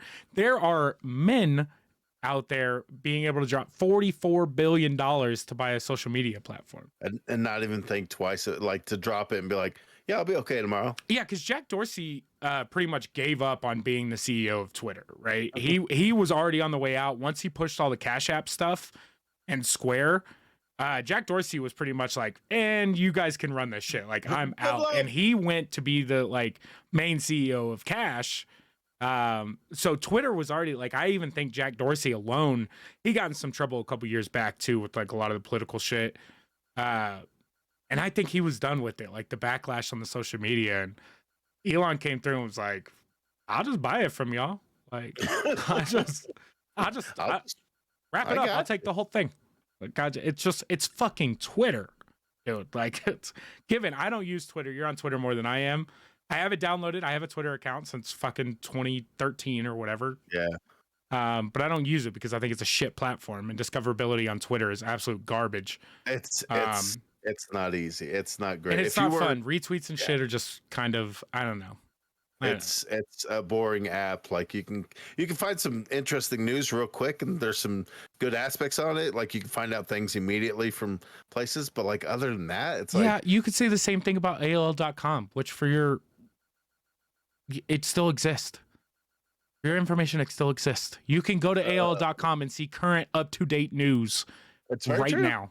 You're not wrong. And that's why I choose Bing. um ah, yeah, from Twitter to a Goofy movie. Why not? A Goofy movie is coming out with a game finally. Like a board game, a proper let's travel the states with Goofy and Max and do it to it. I believe this is by Funko. Yep, Pop Funko Games. In today's They episode are- of things that we don't need. Yeah, it's It's need fun, and people will buy it. I mean, there's a good chance we'll buy it if we see it on shelves. I do want the meeples. The figurines are fucking awesome. Freaking power line. Come on. Woo. Yeah, I'll be completely honest. I've played a few Funko games. Not for me, man. Like, no, they're let's see, how can I put this? They're too easy while trying to give it complex rule sets. Right? It's like a dumbed down version of a more advanced game like we would play. So the rules are like a mixture of like, this doesn't make any sense, and yet there's not much challenging here. Like, it's more RNG than strategy in some of these things. I don't know. From what I can tell, though, like Funko Games, they're trying to break into that board game industry that isn't part of their industry, right? Like, Funko is built for kids, but their pops became collectibles. So they get into other collectible markets like board games because the people that are buying their collectibles, quote unquote, are probably nerds as well that like to play board games because they're collecting pop culture Funko Pops, which, look, I'll be the first to admit, I've got Funko Pops. You can't see it in the camera very well, but right here above my head is a gigantic Bulbasaur. Yeah. It's a big Bulbasaur, though. These ones are awesome. I mean, I think how big he is. Good God. This is my hand, bro. But you're right. That's exactly what they do. They take properties that are known or not. Like, for instance, they have a Warriors game that's coming out soon. They've got the Jurassic World Dominion game coming out. Like, they've got a bunch of Funko is definitely trying to get into it. And so, of course, if you're going to see a Goofy movie, if you're a fan of the movie, you're going to be like, well, shit, I would have played the road trip with them. It's right there. And that's what they... Yeah, the problem with that, okay, is if you're a real Goofy movie fan, you'll just be pissed off at Max the entire fucking time because his dad's just trying to be a good dad. He's just trying to... Hey, you're growing up, kid. Max just looking for pussy. I mean, I get and it. Concert tickets. I understand. Been there. Right? You know, but it's also like you gotta balance, boy. Gotta. Papa time doesn't last forever. Not forever. But yeah, that's coming. It's good to see that. Look, I'm hating on it or whatever, but it's good to see that there's still games coming out.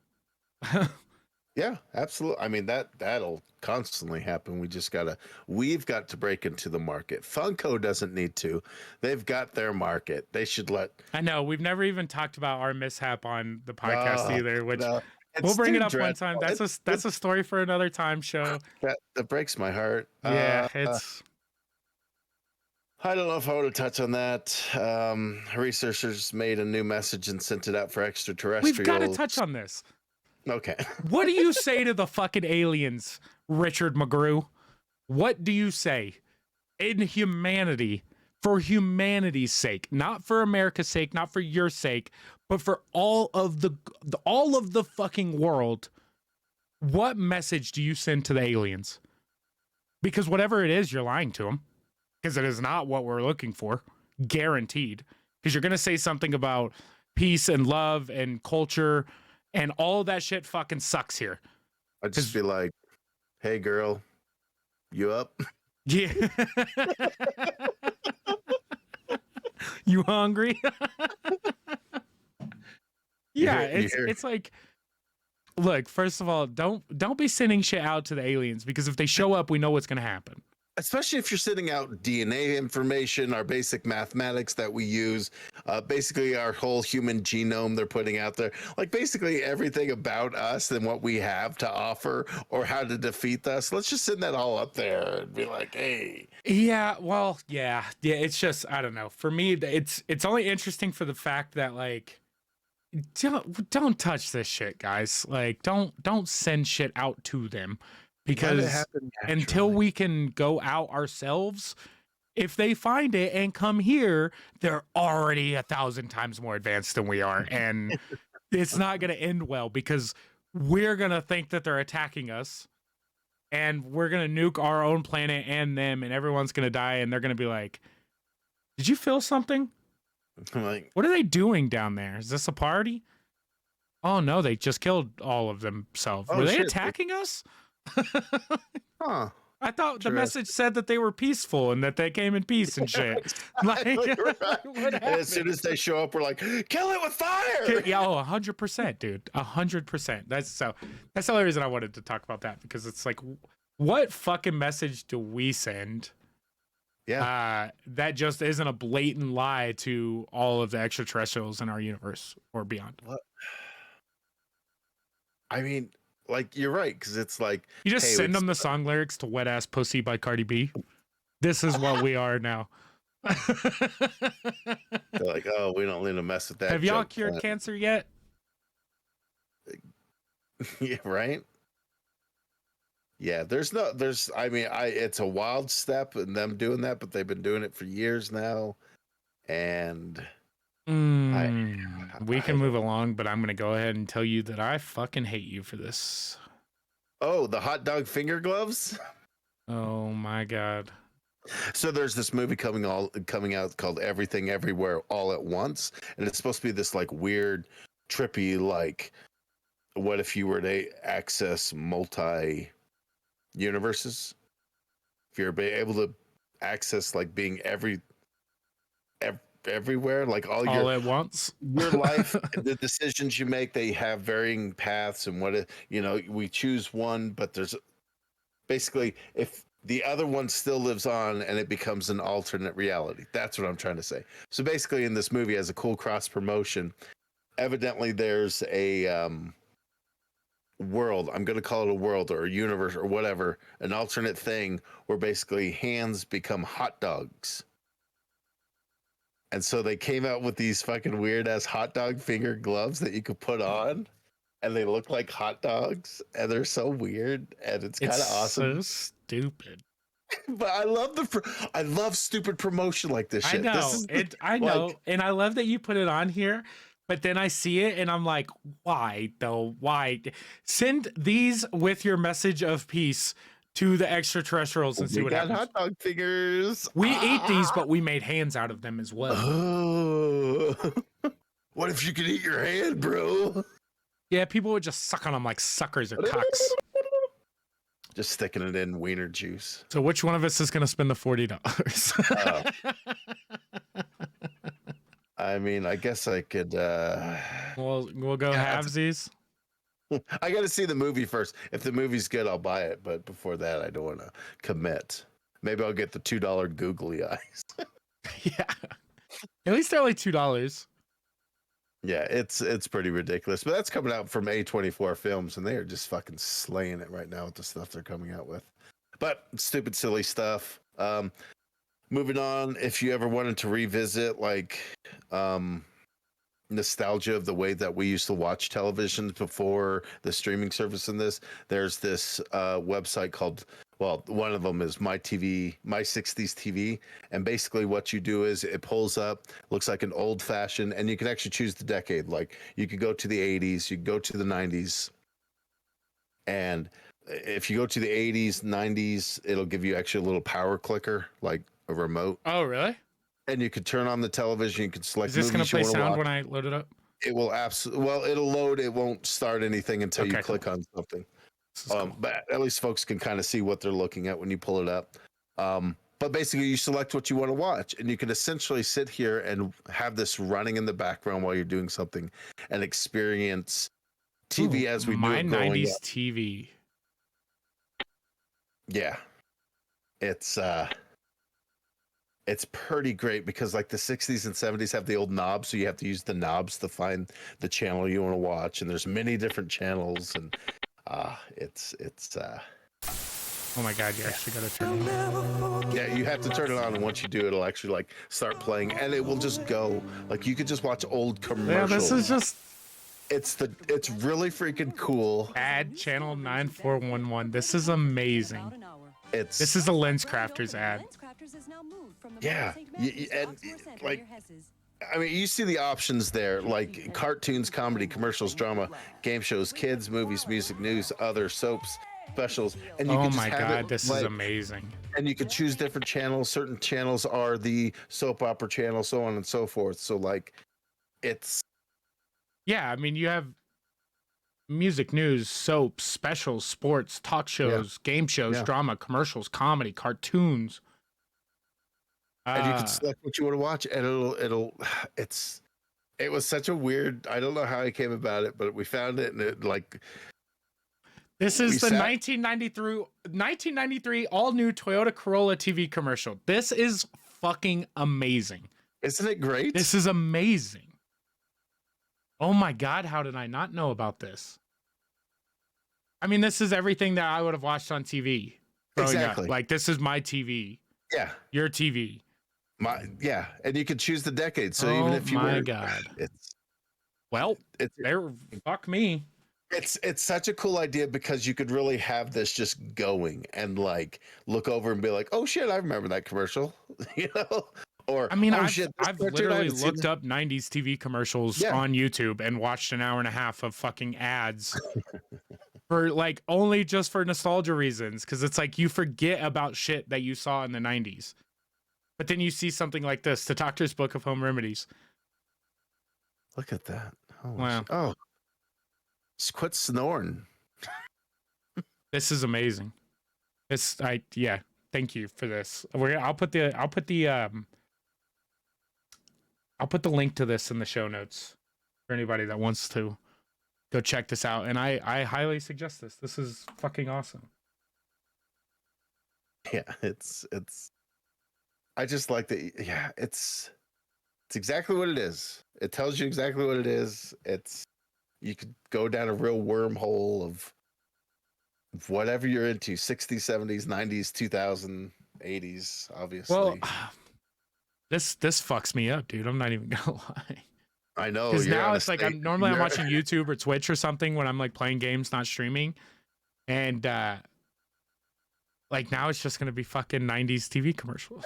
Yeah, just how the Cartoons. commercials go through cartoon. Yeah, like Wow. Amazing. Amazing. pretty great. That was one that I had to share because I knew that you would totally get it, and it's so cool. Double Dragon, Double Toads, Battle Dragon, doubling up the pleasure for the fun. Retro, Double Dragon and Battletoads.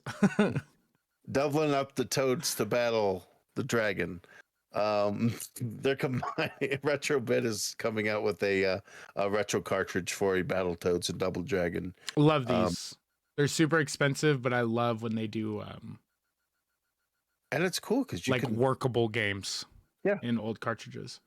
and you can play as you get to, like, evidently there's a full-on game. I didn't know about that.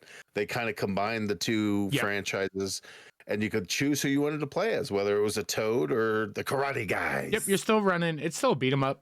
Yeah. But it's fucking cool. And the cartridge, Jumpin' Jade, Battletoads, and Double Dragon 8-bit cartridge. Playable in your original NES. And I know Limited Run has done stuff like this as well, where they'll put stuff out in actual cartridges that will play on your original console or a Retron, if whatever you play in. But shit like this is cool, man, especially for like a collector. But it's kind of a double-edged sword because it's like I get something like this and I'm having this issue with Limited Run stuff where I don't want to open it. Yeah. I don't want to open it. I can play the game in another way, and we're gonna have this conversation when I get my Castlevania set in because I want to play all those Castlevanias that are in there. Yeah, I can buy them all digitally. And the minute I open that, the minute I get that box set, the thing's worth like $350, $400. I paid $2 for it. The minute I open it, it's worth $150. you know, from a But there's collector so much standpoint and investment standpoint. cool shit inside that I box know, that you but I also sift want to through keep it. it complete.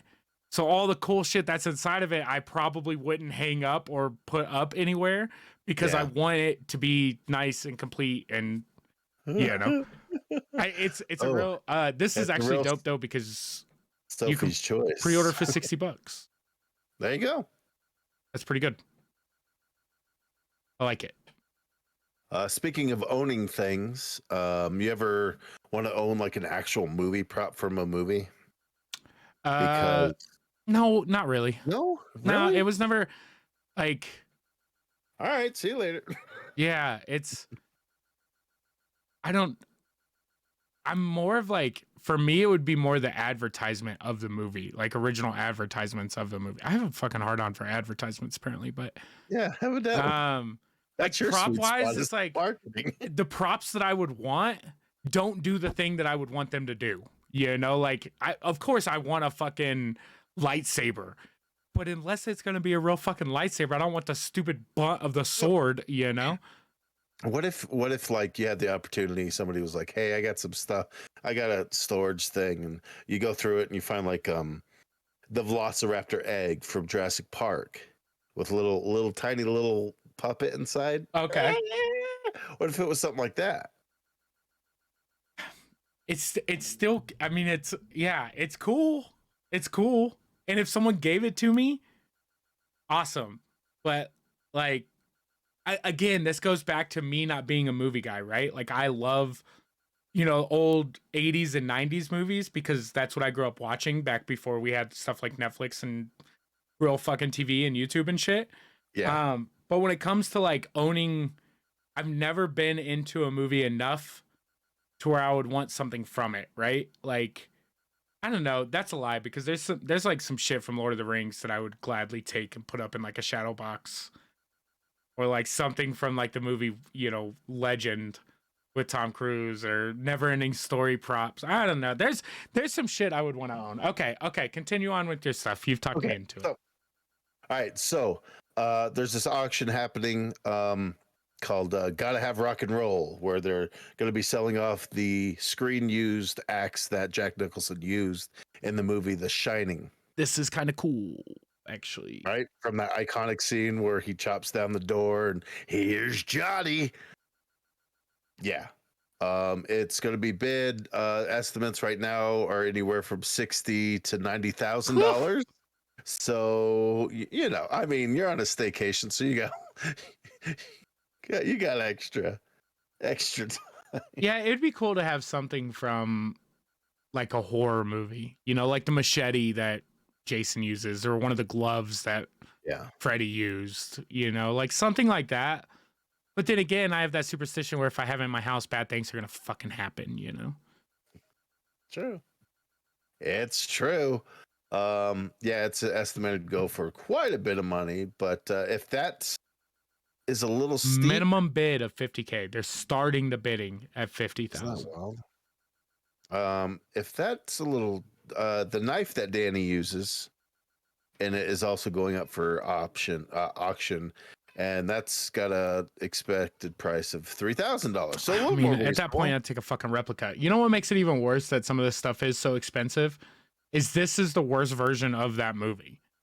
Like, Stephen King didn't even like this fucking version. And if you've Yeah. ever seen the miniseries was apparently like 1,000 times better story wise than what this Stanley Kubrick was. And Stephen King was a big hater of the direction that they took the movie. Yeah. And I didn't know this, right? Because I watched it growing up or whatever. My mom was a huge Stephen King fan, that we had the book in the house, and it wasn't until I met Daisy that, because she's a big Stephen King fan, and she's like, "Well, have you ever seen the miniseries?" And it's like, "No, like, why would I see anything else but the fucking movie?"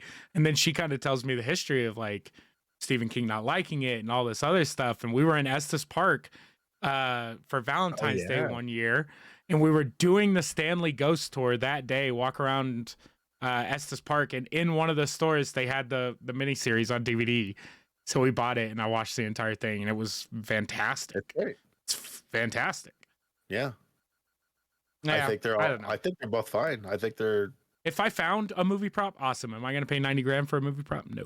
Whew, no, it would have to be such a like, take your favorite movie of all time and like, but even at that, it's like so much fucking money. It's an unusable item that is up on a shelf that maybe only you will appreciate for the amount of money that you spend on it. Is it worth that much? Yeah.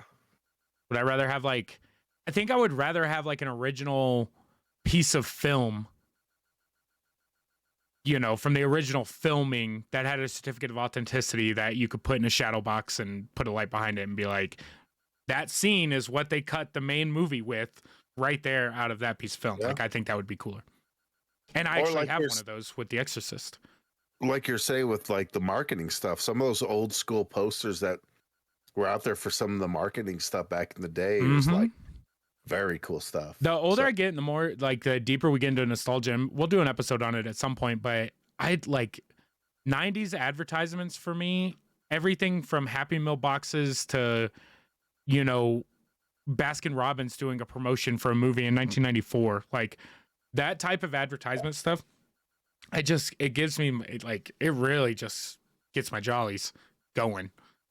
I don't know what it is, but like I said, when of course I pop up on my 90s TV and it goes to commercials, I'm like, this is amazing. This is awesome. This is all you need. Why do you need anything else? Before we get out of news, I do want to talk about one quick thing, just because I've gotten back into a real bad habit. And for anybody watching the live show, you can see I'm wearing my Azeroth hoodie. Is that like I'm just kidding. Yeah, don't disrespect me yet. But World of Warcraft announced their new expansion, and I've gotten back into playing WoW, back on running my mage. But the WoW expansion announcement came April 19th, so the day before 420, and they announced that the next expansion will be one called Dragonflight, which is cool because it's kind of going back old school with the dragons and how the dragon aspects became who they are now and who we know and love in the lore. But all new stuff. It's another expansion while still moving along. Getting back into it right now, I can see why I love and hate this game still. And coming from me, that's saying a lot because I've played it for a long time. I have a Horde tattoo on me. And it's still World of Warcraft at the end of the day, man. Like, that world is so gigantic and you can go, it's still even for me, like I've played for a long time and I jumped back in. I haven't played in, I don't know, 6 months or so, and jump back in and I'm looking at the screen like, what have I done? Like, I don't need to be into this at all. But the other cool thing is, like, a couple years ago, they released WoW Classic, which is just vanilla WoW, right? Like the original WoW, the first expansion that they've put back for people that would rather play old WoW, what they knew and loved before all the new mechanics and stuff that they've changed. And they're releasing the Wrath of the Lich King Classic, which is the second expansion in World of Warcraft, which is cool. And they even came out and said that they will push it as far as the community wants them to push it, right? So a lot of things changed in Mist of Pandaria, which is the fourth expansion. So I imagine they'll only go up to Cataclysm, being the third expansion. Yeah. Because once you get past that, you're pretty much in retail World of Warcraft at that point. Sure. But that comes out this year. Like, we're not going to get the new WoW expansion until next year, but they came out and kind of dropped the classic thing on us for this year, which was surprising. The other thing I've gotten back into away from World of Warcraft, I've been back on the Blizzard bandwagon lately. I've been playing a lot of Hearthstone, got back into WoW and Overwatch, getting back into Overwatch slowly but surely. But the Overwatch 2 beta comes out tomorrow, which is the 26th, if I remember right, if that's the dates. So Overwatch 2 is actually getting closer to release, which we didn't think was going to happen. So they changed a bunch of stuff in that. Now I'll end up talking about that before too long, but Blizzard's still putting out good shit, dude. Like, even with all the stuff going on with them and the merger and getting bought twice now, the people over there still doing good work. And there's a reason we love Blizzard games. Yeah. This Dragonflight, I just have to say, I've been peeking at it, and holy shit, dude! Like Your computer will it's run it, dude. Like WoW is it's not a graphically intense game. like it's such like I see that like because they're introducing the draconic Yeah, heritage to it all, and it's like I'm instantly teleported right to like, oh, this is so fucking it's the deepest because fantasy of like fantasy, bro. it's It's so wild, dragons and and wizards and s- warlocks and they're fun showing shit. different dragons they're gonna have in it, and it's so freaking cool. But And it looks there's awesome. a lot of cool shit with the dragon lore too, because like the dragons play a big part across World of Warcraft lore. Um, and they're like one step down from being old gods, like they were around before man Mm. and have lived with them and watched them fuck shit up. And they're pretty much all powerful and they stay to themselves, which is an interesting way. So I'll be curious. Look, at this, people are always going to bitch about everything, but still getting expansions for World of Warcraft is a good thing for people that still enjoy playing World of Warcraft. It's great. I you know, there's a reason why, like you said, there's a reason why it's been around for boy, what is it? Almost 20 years? Over 20 years? Warcraft's been around for 25. World of Warcraft's been around since Vanilla came out in '04. Fuck. Yeah, Yeah, that's almost 20 years, dude. yeah, fuck. Yeah, you're right. I've played you're, for you're an so old I fuck. the only reason Wrath of the Lich King gets me excited for the classic stuff is because I started playing during Wrath. So like my first account got made at the very end of Burning Crusade. And then like the account that I play on today, I started in Wrath of the Lich King, which would have been like 2007, That's so long. you know, like 2007. So I've been playing WoW on and off for 15 years. It's one of the most toxic relationships I have. Love it though. Still one of the It's best great. games ever made. Well, speaking of games, I found this on Kickstarter. I just thought it was cool. The idea behind it is very neat. Basically, it's a tabletop a golf game, I saw this today actually. and Uh, it's kind of cool. Like I'm not a golfer in any stretch of the imagination, but like this is very cool. There's these little tiles that are different. Whether they're grass or sand or whatever, different hazards or whatever. You set up your own lane. Is that what you'd call it? Like to get to the hole? you would set up like your own fairway and stuff. Yeah, thank you. Fairway. That's the word I'm thinking of. And then they have this little your golf ball, and you flick it with your finger. So there's a little dexterity to They it, and also it's make a got, club, I believe. do they Yeah, really? because the one I saw, they had a club. Yeah. So Oh my if you go down god! to components, it comes with 4 little clubs. But you can use your finger, you can flick it, or you can hit it with your little like three Oh, inch that was club. Yeah. weird. Yeah, it's super interesting because apparently the tiles do different things. Yeah, And you set up the par and the T spot. Um, I don't know. yeah. I thought the idea is fascinating. I mean, it's already hit its thing, so it's already done that. It's got 16 days Kickstarters like left. this kind of blow my mind from time to time, right? Because like it's they already had it made and they were manufacturing it because their pledged goal was only 10 grand. Yeah. And in an industry like today, what the fuck are you gonna do with 10 grand? Given they've raised 82,000, but even in the long term, like what's 100 grand to you putting this game out? They were putting this game out one way or another. This is gonna cover, distribution costs to some extent, but like how much? Yeah, it's a good question, but like maybe they're just doing the Kickstarter thing to be like get their game out there because sometimes if you have a unique enough thing, Kickstarter will be like, "Hey, check out this cool ass game. You like this?" They Like, made a disc golf board game too, which I'm gonna have to look up at some point because oh, I'm a disc golfer, not a how regular does ball golfer. Yeah, so I'm how would curious that on work? like how it works. Huh? Yeah, this is cool, but Yeah, it's 75 $75 gets you the base game, It's and it pretty goes up big too. fast, so Like it can be pretty big. yeah, Some of the holes can be massive. the coolest part about it is the fact that nothing is set. It can be different every time because Yeah. you build the hole. Like it's not a preset layout. Like you can put the tiles however you want to put the tiles and build your own custom holes. Yeah, Interesting. pretty wild stuff. But I thought I'd just bring this to the attention of those who might be golfers who get that itch during the winter season, and they're like, "Oh man, I wish I could play." Well, here you go. Here's Here something you you go. flick with your finger, or use a tiny little thing, If and you've got one of the toilet putters, this game is for you. that's right. It's a hole in one.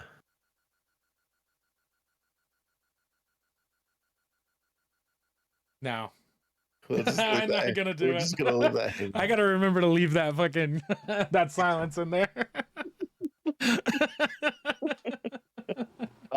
I had to bring this one up because I posted this one on the group chat, and I had to bring it up because they were wrong. Godzilla versus Xenomorph Swarm. Everybody went Godzilla, or at least a good portion of them went Godzilla, and I'm calling BS on it because you get a big enough swarm, No, they're gonna fucking tear up Godzilla in a no, big way. it's Godzilla, sir. He's unbeatable. It's Godzilla. The big monkey didn't. It's the big monkey didn't do shit, yo. Godzilla still came out that motherfucker as the boss. I mean, if you get enough of something, it's gonna be enough, right? Now, yeah, he's got enough fucking nuclear breath to fuck up your swarm, bro. Like the Godzilla is okay. To give you the perfect metaphor, I think Godzilla and to a xenomorph swarm is like me with a beehive and a can of hairspray and a lighter, right? Like, yeah, enough of you may fuck me up, but I'm fucking Godzilla. Like, how are they even gonna get through his fucking skin? And God forbid you get fucking Mecha Godzilla, because then everybody's fucked. No, Like, but regular Godzilla, no. Look, I'm all for the aliens, but they ain't fucking up Godzilla. He is an alien, and for all intents and purposes, like that motherfucker he's unbeatable, big ass lizard, yo. Like that just like it's a fucking Godzilla. He's a big ass lizard. And you put enough of anything, like, yeah, of course, if you put billions and billions and billions and billions of xenomorphs on him, but they still have to breed them. And you can't just make shit up, right? Like, Godzilla's winning that fucking battle, yo. Like, he can be underwater, he can do all the things except for fly, I guess. So they we finally had enough of Godzilla shit, and we're able to trank him and put him on a giant ass rocket and send him to space, and he lands on the homeworld of the xenomorphs, and that's just crawling with those things. Then he's going down. But look, even then, all right, Godzilla is fucking so much shit up on that planet before they kill him that they may not survive too. So at the end, Godzilla still fucking wins, right? Like, you might kill him, but he's also wiped out 90% of your population before, you guys like burrowed into him. And it's just like, and then what happens? You get a fucking, one that busts out of his fucking chest, and now you have like a demonic fucking Godzilla running around. No, bro. Godzilla's no. It's just no. Drew, I'm sorry, but fucking no. No. It's Godzilla. We've watched enough movies. They couldn't even beat fucking Sigourney Weaver, yo. Like, I mean, and you're gonna say they could beat fucking Godzilla? This bitch not only survived, but saved the fucking cat. The cat fucking survived. Save the cat. And you're gonna tell me that they're gonna beat Godzilla? They couldn't even beat this bitch. Facebook, you right.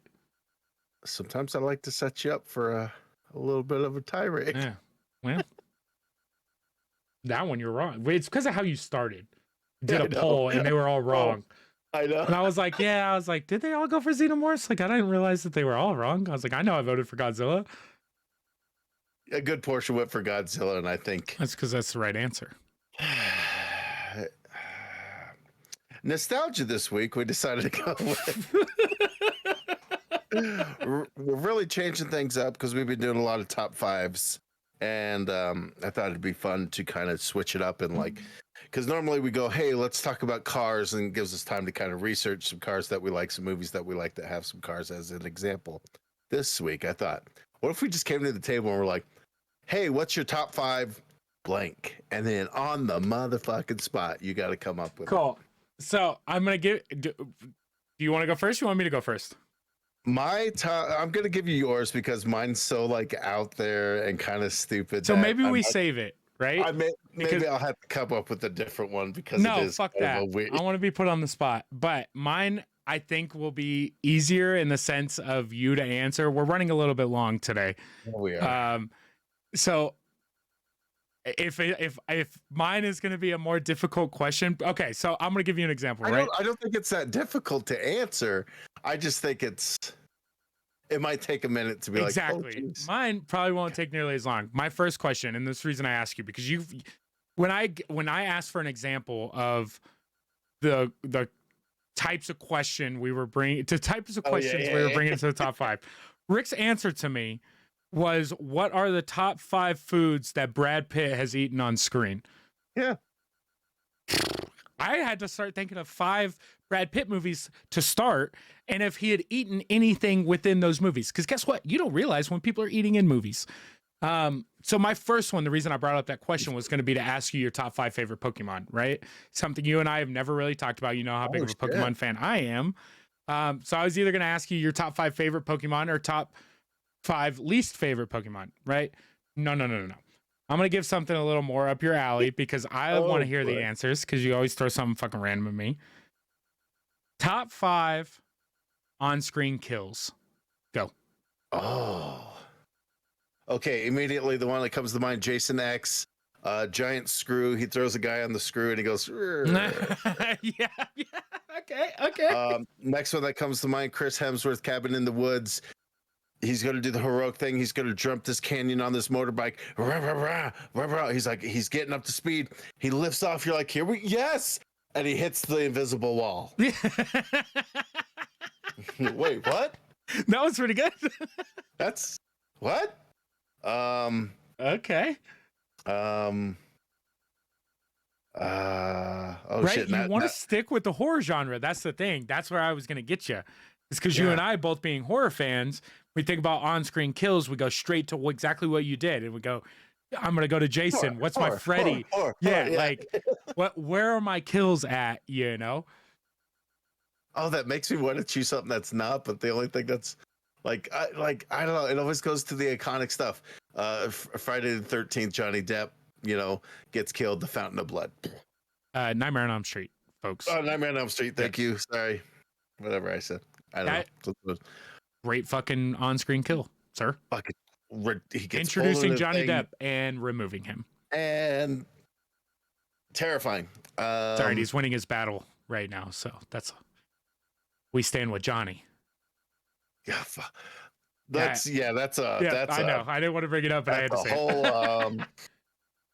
whole, the Disney film Tarzan, when Clayton gets trapped inside of the vines and hangs himself. That's brutal shit when you're young. Yeah. Right? Yeah. Okay.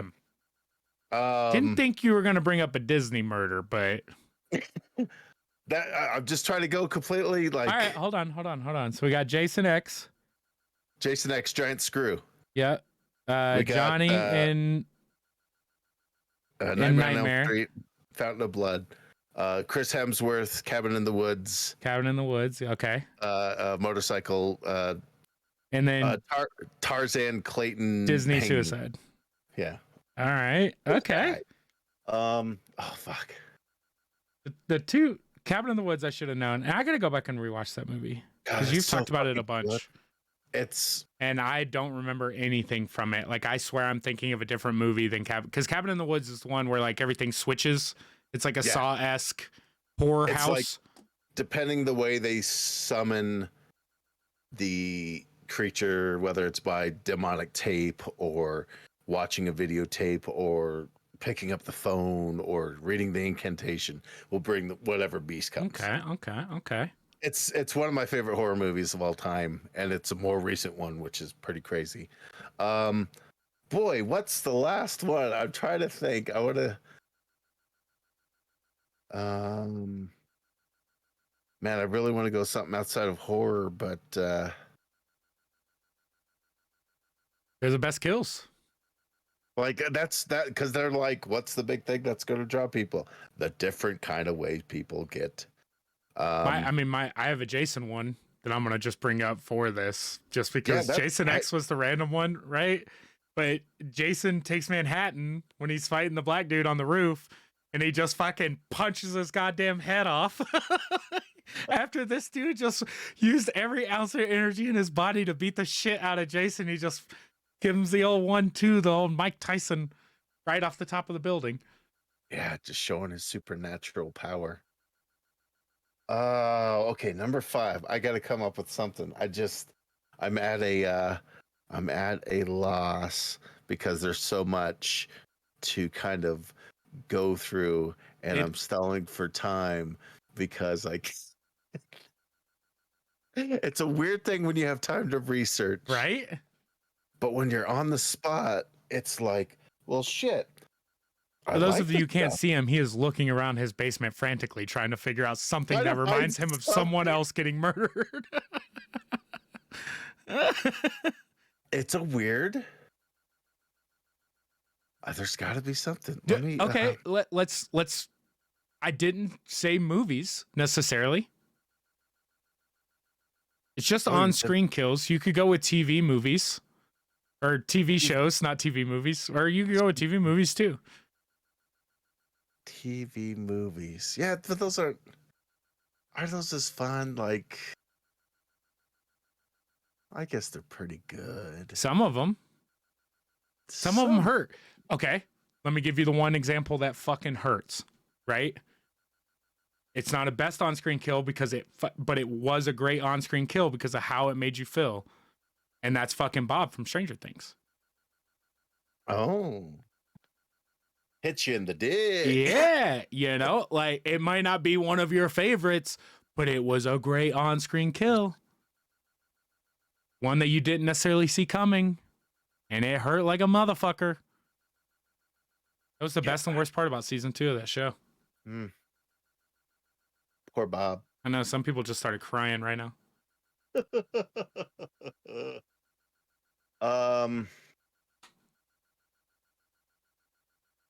I mean, let's go with the sadistic killing from Trick or Treat and the way he kills the fat kid with the poison chocolate. Okay, I could, yeah, Sam. I was like, God damn it, I got nothing. All right, horror it is. Fuck it. Yeah, it's tough because, I mean, you could have went with Hans Gruber getting thrown off the top of Nakatomi Plaza. Oh, fuck. See, like when you start getting into that 80s action, there's like a lot of I don't know why I said one Bruce Willis film and my mind just went through all of Bruce Willis's films only. I was looking at Unbreakable, Sixth Sense. It's like, do people die in these? And they do, but you're like, wait, was there an iconic kill from Sixth Sense that would make sense? No, just his. Really? And even his is kind of, yeah. Huh? Yeah, it's not great. This is tough, man. Yeah. I don't like on the spot. I see, and I'm the opposite. When you suggested this, I was like, oh, I'm fucking down. Like, let's fucking go. So Jason X, Johnny Depp, and I almost said Nightmare Before Christmas. Nightmare on Elm Street, Cabin in the Woods, Motorcycle Crash. Disney's Suicide, which I'm gonna have to look that up. Tarzan, when he's struggling to get like the animated one. Yeah. With the best soundtrack of any movie of all time. I mean, it's pretty good. Fuck, I have to go back and watch Tarzan. Yeah, then you'd be like, holy shit, he did. And Sam murdering the fat kid in Trick or Treat. Yeah. Okay. Okay. Okay. What's your favorite Got it. Pokemon? Just one. My favorite Pokemon of all time. Um, I got to go with the originals. You know, the 100%. OG All 150. 5 would have been in 151. You know, it's like I'm a fan of Mewtwo a lot, 100%. He's in the top 5. but probably Squirtle. No. No. Snorlax? You can't dismiss it No. though. Snorlax, Sandshrew, Gengar, Mewtwo, Charmander. I like Cubone. His design's really Yeah, cool. Cubone's good. But And his his story's story- so sad. It's so fucking His sad. story's so sad. I'm gonna wear my mom's skull on my head. Mm. Cubone. Yeah. That's the hardest Pokemon out there, yo. Truly. I like the designs of some of the original Yeah, ones for sure. Dragonite, and you can do a bunch of good ones. There's a bunch of good ones. You could pick any of the fucking Ghastly, Haunter, or Yeah. Oh, Gengar. fuck. All 3 of them are fucking, they hammer home. Squirtle would be the least my favorite of his evolutions because World Turtle is fucking awesome and Blastoise just fuck badass. Oh, yeah. Bulbasaur's the cutest. Do you think Pikachu's the right choice as like the mascot? Yeah. As the Yeah, but I think you could have did it with any of those starter Pokemon with the personality that Pika has. It's just cuteness overload. And he doesn't say his full fucking name. Squirtle. He says Pika. Yeah, no? Like Squirtle. yeah, no. War Turtle. That's funny because Pikachu wasn't even my top 5, even though he's one of the best Pokemon of all time. But I think I just play against that grain. You don't want to go with what the norm. No, there's a is. You reason. don't want the mainstream. You're like, okay, everybody wants a like- Pikachu. Pokemon Yellow is the best Pokemon game made because Pika follows you. Everybody loves Pikachu. All right, so get past that. Who and then you go from there. Then you Anyways, say like Polygon or whatever.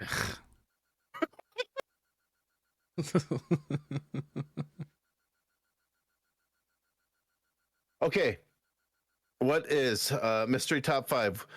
Mine for you is your top five lists that you've had to do.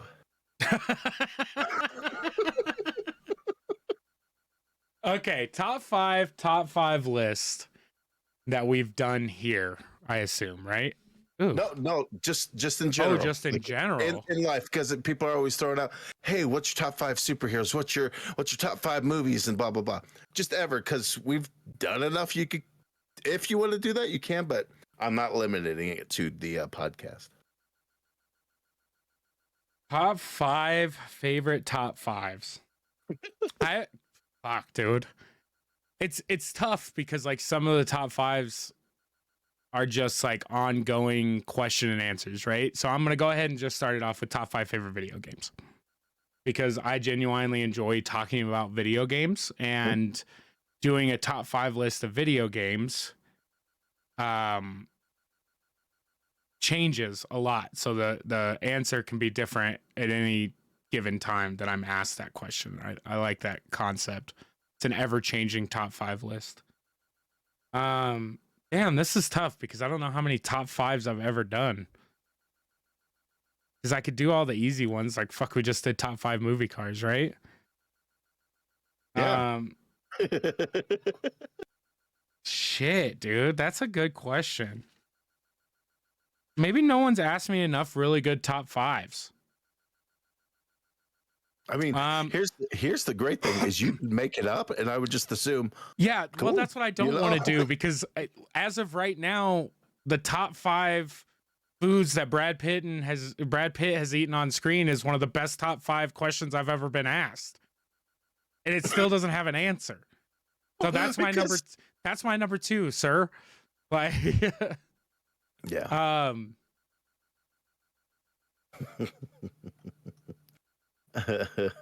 Yeah, fuck.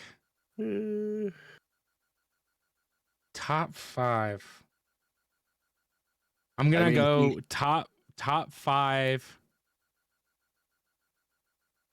I'm gonna go top 5 favorite dinosaurs. Okay. Because at one point in my childhood, I could name 5 different dinosaurs. Oh, yeah. I mean, fuck Jurassic Park alone. For me, I was going straight for Land Before Time, but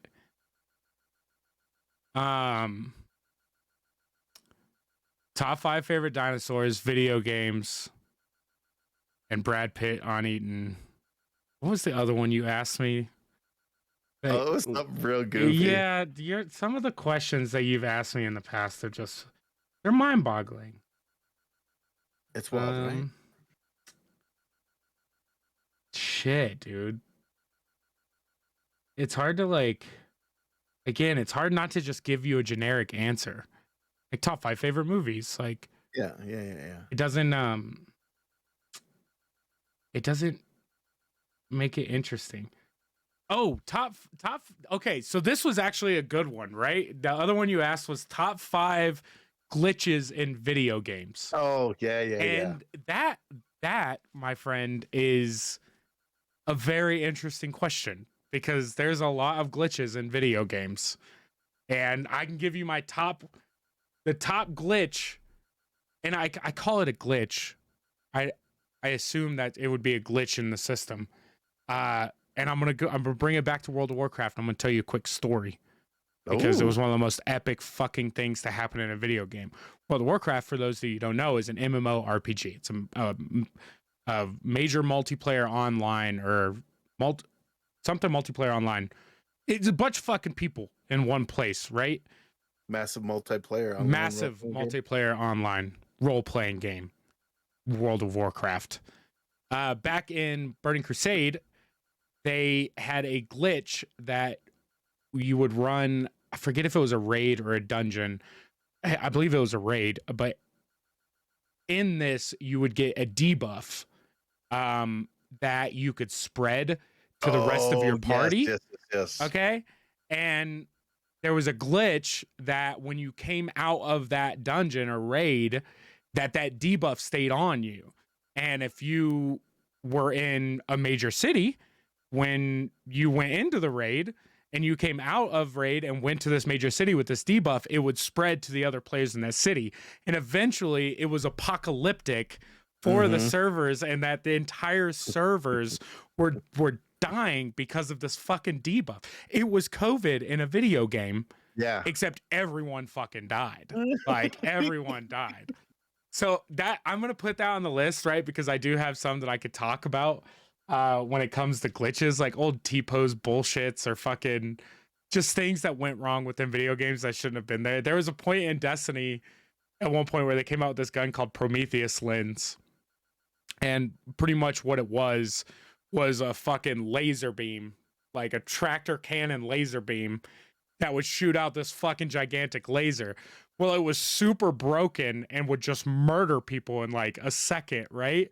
So Bungie at the time decided that they weren't going to fix it until patch day, which was like 4 days away. So this is like on a Thursday that this comes out. And pretty much if you get one of these things, whoever had it was going to murder everybody, right? Like it was just that overpowered. Like if the laser touched you, you pretty much died. So Bungie decides that instead of fixing it immediately, they're just going to give everybody one. So they put it in the shop and was like, y'all can have this, have fun. And for a weekend, it was running around with fucking Spartan lasers on in the most hectic games of Destiny that you could ever play in your life. And then, eventually a week later, they were like, well, we patched it. It's, it's fine now. Yeah. But for that weekend, it was like, let's fucking get it, boys. Insanity. The last one, yeah. There's the glitches in video games can be very good, especially in games as a service games, like games that are ongoing, especially online, major online stuff. The last one I'll say, and this wraps it all back around to our question of the week, is top 5 favorite mods on my Jeep. So with all the mods that I either have done or I want to do, just like video games, I love talking about the Jeep and the things that you can do with them. They're kind of like computers in the sense that they need certain things to run, But away from that, you can kind of do whatever you want with them. As long as the core of the machine is doing what it's supposed to do, everything else is kind of up to your imagination. And modding the Jeep is something that even from very small things, changing out, a color on your dash, or changing out the LEDs behind your dash so they glow red instead of the stock yellow. Simple things, all the way up to suspension kits, stuff like that. There's so many options for you to do that. Again, just like video game talk, that list is forever changing depending on the technology that comes out or the suggestions or another build that you see on the street. Like, what the fuck was that? Like, what did he put on there? Like, I need that. So yeah, number 5. Sadly, two of them, two of the top 5 best top 5 questions I've ever been asked came from a text message that you gave me while working, and freaked me the fuck out. I was like, well, my question's not cool enough. Like 5 Pokemon. Like, fuck you, Toby. So. But Gmod's video games, 100%, 1,000 times over. I'll talk about those top 5s all day long, any day you want it, with whoever you want. Sure. The other ones, I mean, most top 5s lists, I guess, change. And if your top 5 list of all time isn't changing constantly, you're either not watching or playing or doing enough stuff, because you're a closed-minded individual and there's better stuff out there, I promise you. That's coming from a man that spends most of his time with old video games and nostalgia and toys from my childhood. But I will constantly bring current stuff because current stuff is still awesome and they're upgrading technology every day. So, yes. Fuck yeah. That's interesting. We could break out better top 5s now that I think about it. Like, some of these questions could be fucking wild to answer. Like, wild to answer. So Brad Pitt has eaten in over 60 movies. Okay, so I was thinking Fight Club, Snatch, Troy, Mr. and Mrs. Smith he had to have eaten. Damn, he's done over 60 movies? Oh, he's done a lot more movies than that. But he's eaten in 60. Eaten in 60 of them. What's the one I want to know about? Well, a movie you should check out is Johnny Suede. Pretty weird movie. California is pretty wild. It's like a modern retelling of Bonnie and Clyde. Oh, and then Seven. Seven is fucking Seven. Like, I don't know. Brad Pitt's one of those guys that, like, he's such a good-looking guy, but he's such a good character. So, actor, did you say 60 movies? He's eaten in over 60 movies. So it's funny because when you throw out the question, one of the first things that popped in my mind is in an episode of Friends where Brad Pitt is the boyfriend or he was currently dating Jennifer Aniston at the time and was on an episode of Friends where he used to be fat in high school and they made fun of him and now he's all hot and sexy and they like piss him off at the dinner table because he hates Rachel, Jennifer Aniston. And he ends up eating all the fucking Thanksgiving food. Like, he's like carbo loading pretty much at Thanksgiving. That would have been one that I brought up that you would have got kicked out of because I brought up something random that most people don't think about. Hey, I mean, I've never watched an episode of Friends all the way through. So, I mean, you can pull a lot from Friends and I would just be like, sure. Chat says Ocean's 11. I forget about the Ocean's movies. Oh, Ocean's. That's all he does is eat and all that thing. Yeah. Like, that one's fucking funny. We might have to come back on a couple of these because the glitches in video games, I think we should talk about one day. See, and that was my fear, is that I presented that one. I'm like, oh, what if the fuck if Toby presented that to me? I'd be like, glitches in video games, huh? Well, there was that Assassin's Creed debacle a few years back, but other than that, like, I mean, you could do anything. All of Cyberpunk could fill up that fucking list. So, well, as we wind down here, you got anything else? We want to wrap this sumbitch up. No, we've done it. And then, you could tell it's been a minute since we've recorded because it'll just get longer. Our show notes aren't even that bad, comparatively to what they used to be. Like, our notes aren't that bad today, and yet we still saved one thing. Could have lengthened a couple other ones if we thought we weren't running out. We took a lot of time at the very beginning, but we'll save all that stuff for next week. With me quitting my job, that means I will get a new job here soon, and hopefully we will be back to a normal schedule, a predictable schedule. But until then, we will have some content coming out this week because I do have the week off. So I'm going to put out some videos on our YouTube channel, revamp the website, which if you want to check out all of that stuff, whether it be the Twitch channels, the links to Discord, which I'm always looking for more people to play random video games with, Dead by Daylight, Grand Theft Auto, any shooter you can imagine, RPGs. I play a little bit of everything. So if you're interested in playing some games with me at some point, I have every system known to man except for current gen PS5 and Series X, but I predominantly play on my computer. So with all that being said, check out Retronomipod.com. That is the best way to find all the stuff to get a hold of us. Check out what we're doing, see where we're going next, watch the streams, DM the peoples, see our titties, drive our cars. I don't know. We can do all kinds of stuff. It's our website. But check that out, Retronomipod.com. Yeah, that's all I got. Cool. Well, I'm going to take us out like I always do with the weird question of the week. What are you infamous for? Okay. Explain to me like I'm 5. Infamous. Infamous. You know, it's something that people know. Unintentionally famous? Yeah, like, okay, Toby's known for... Okay.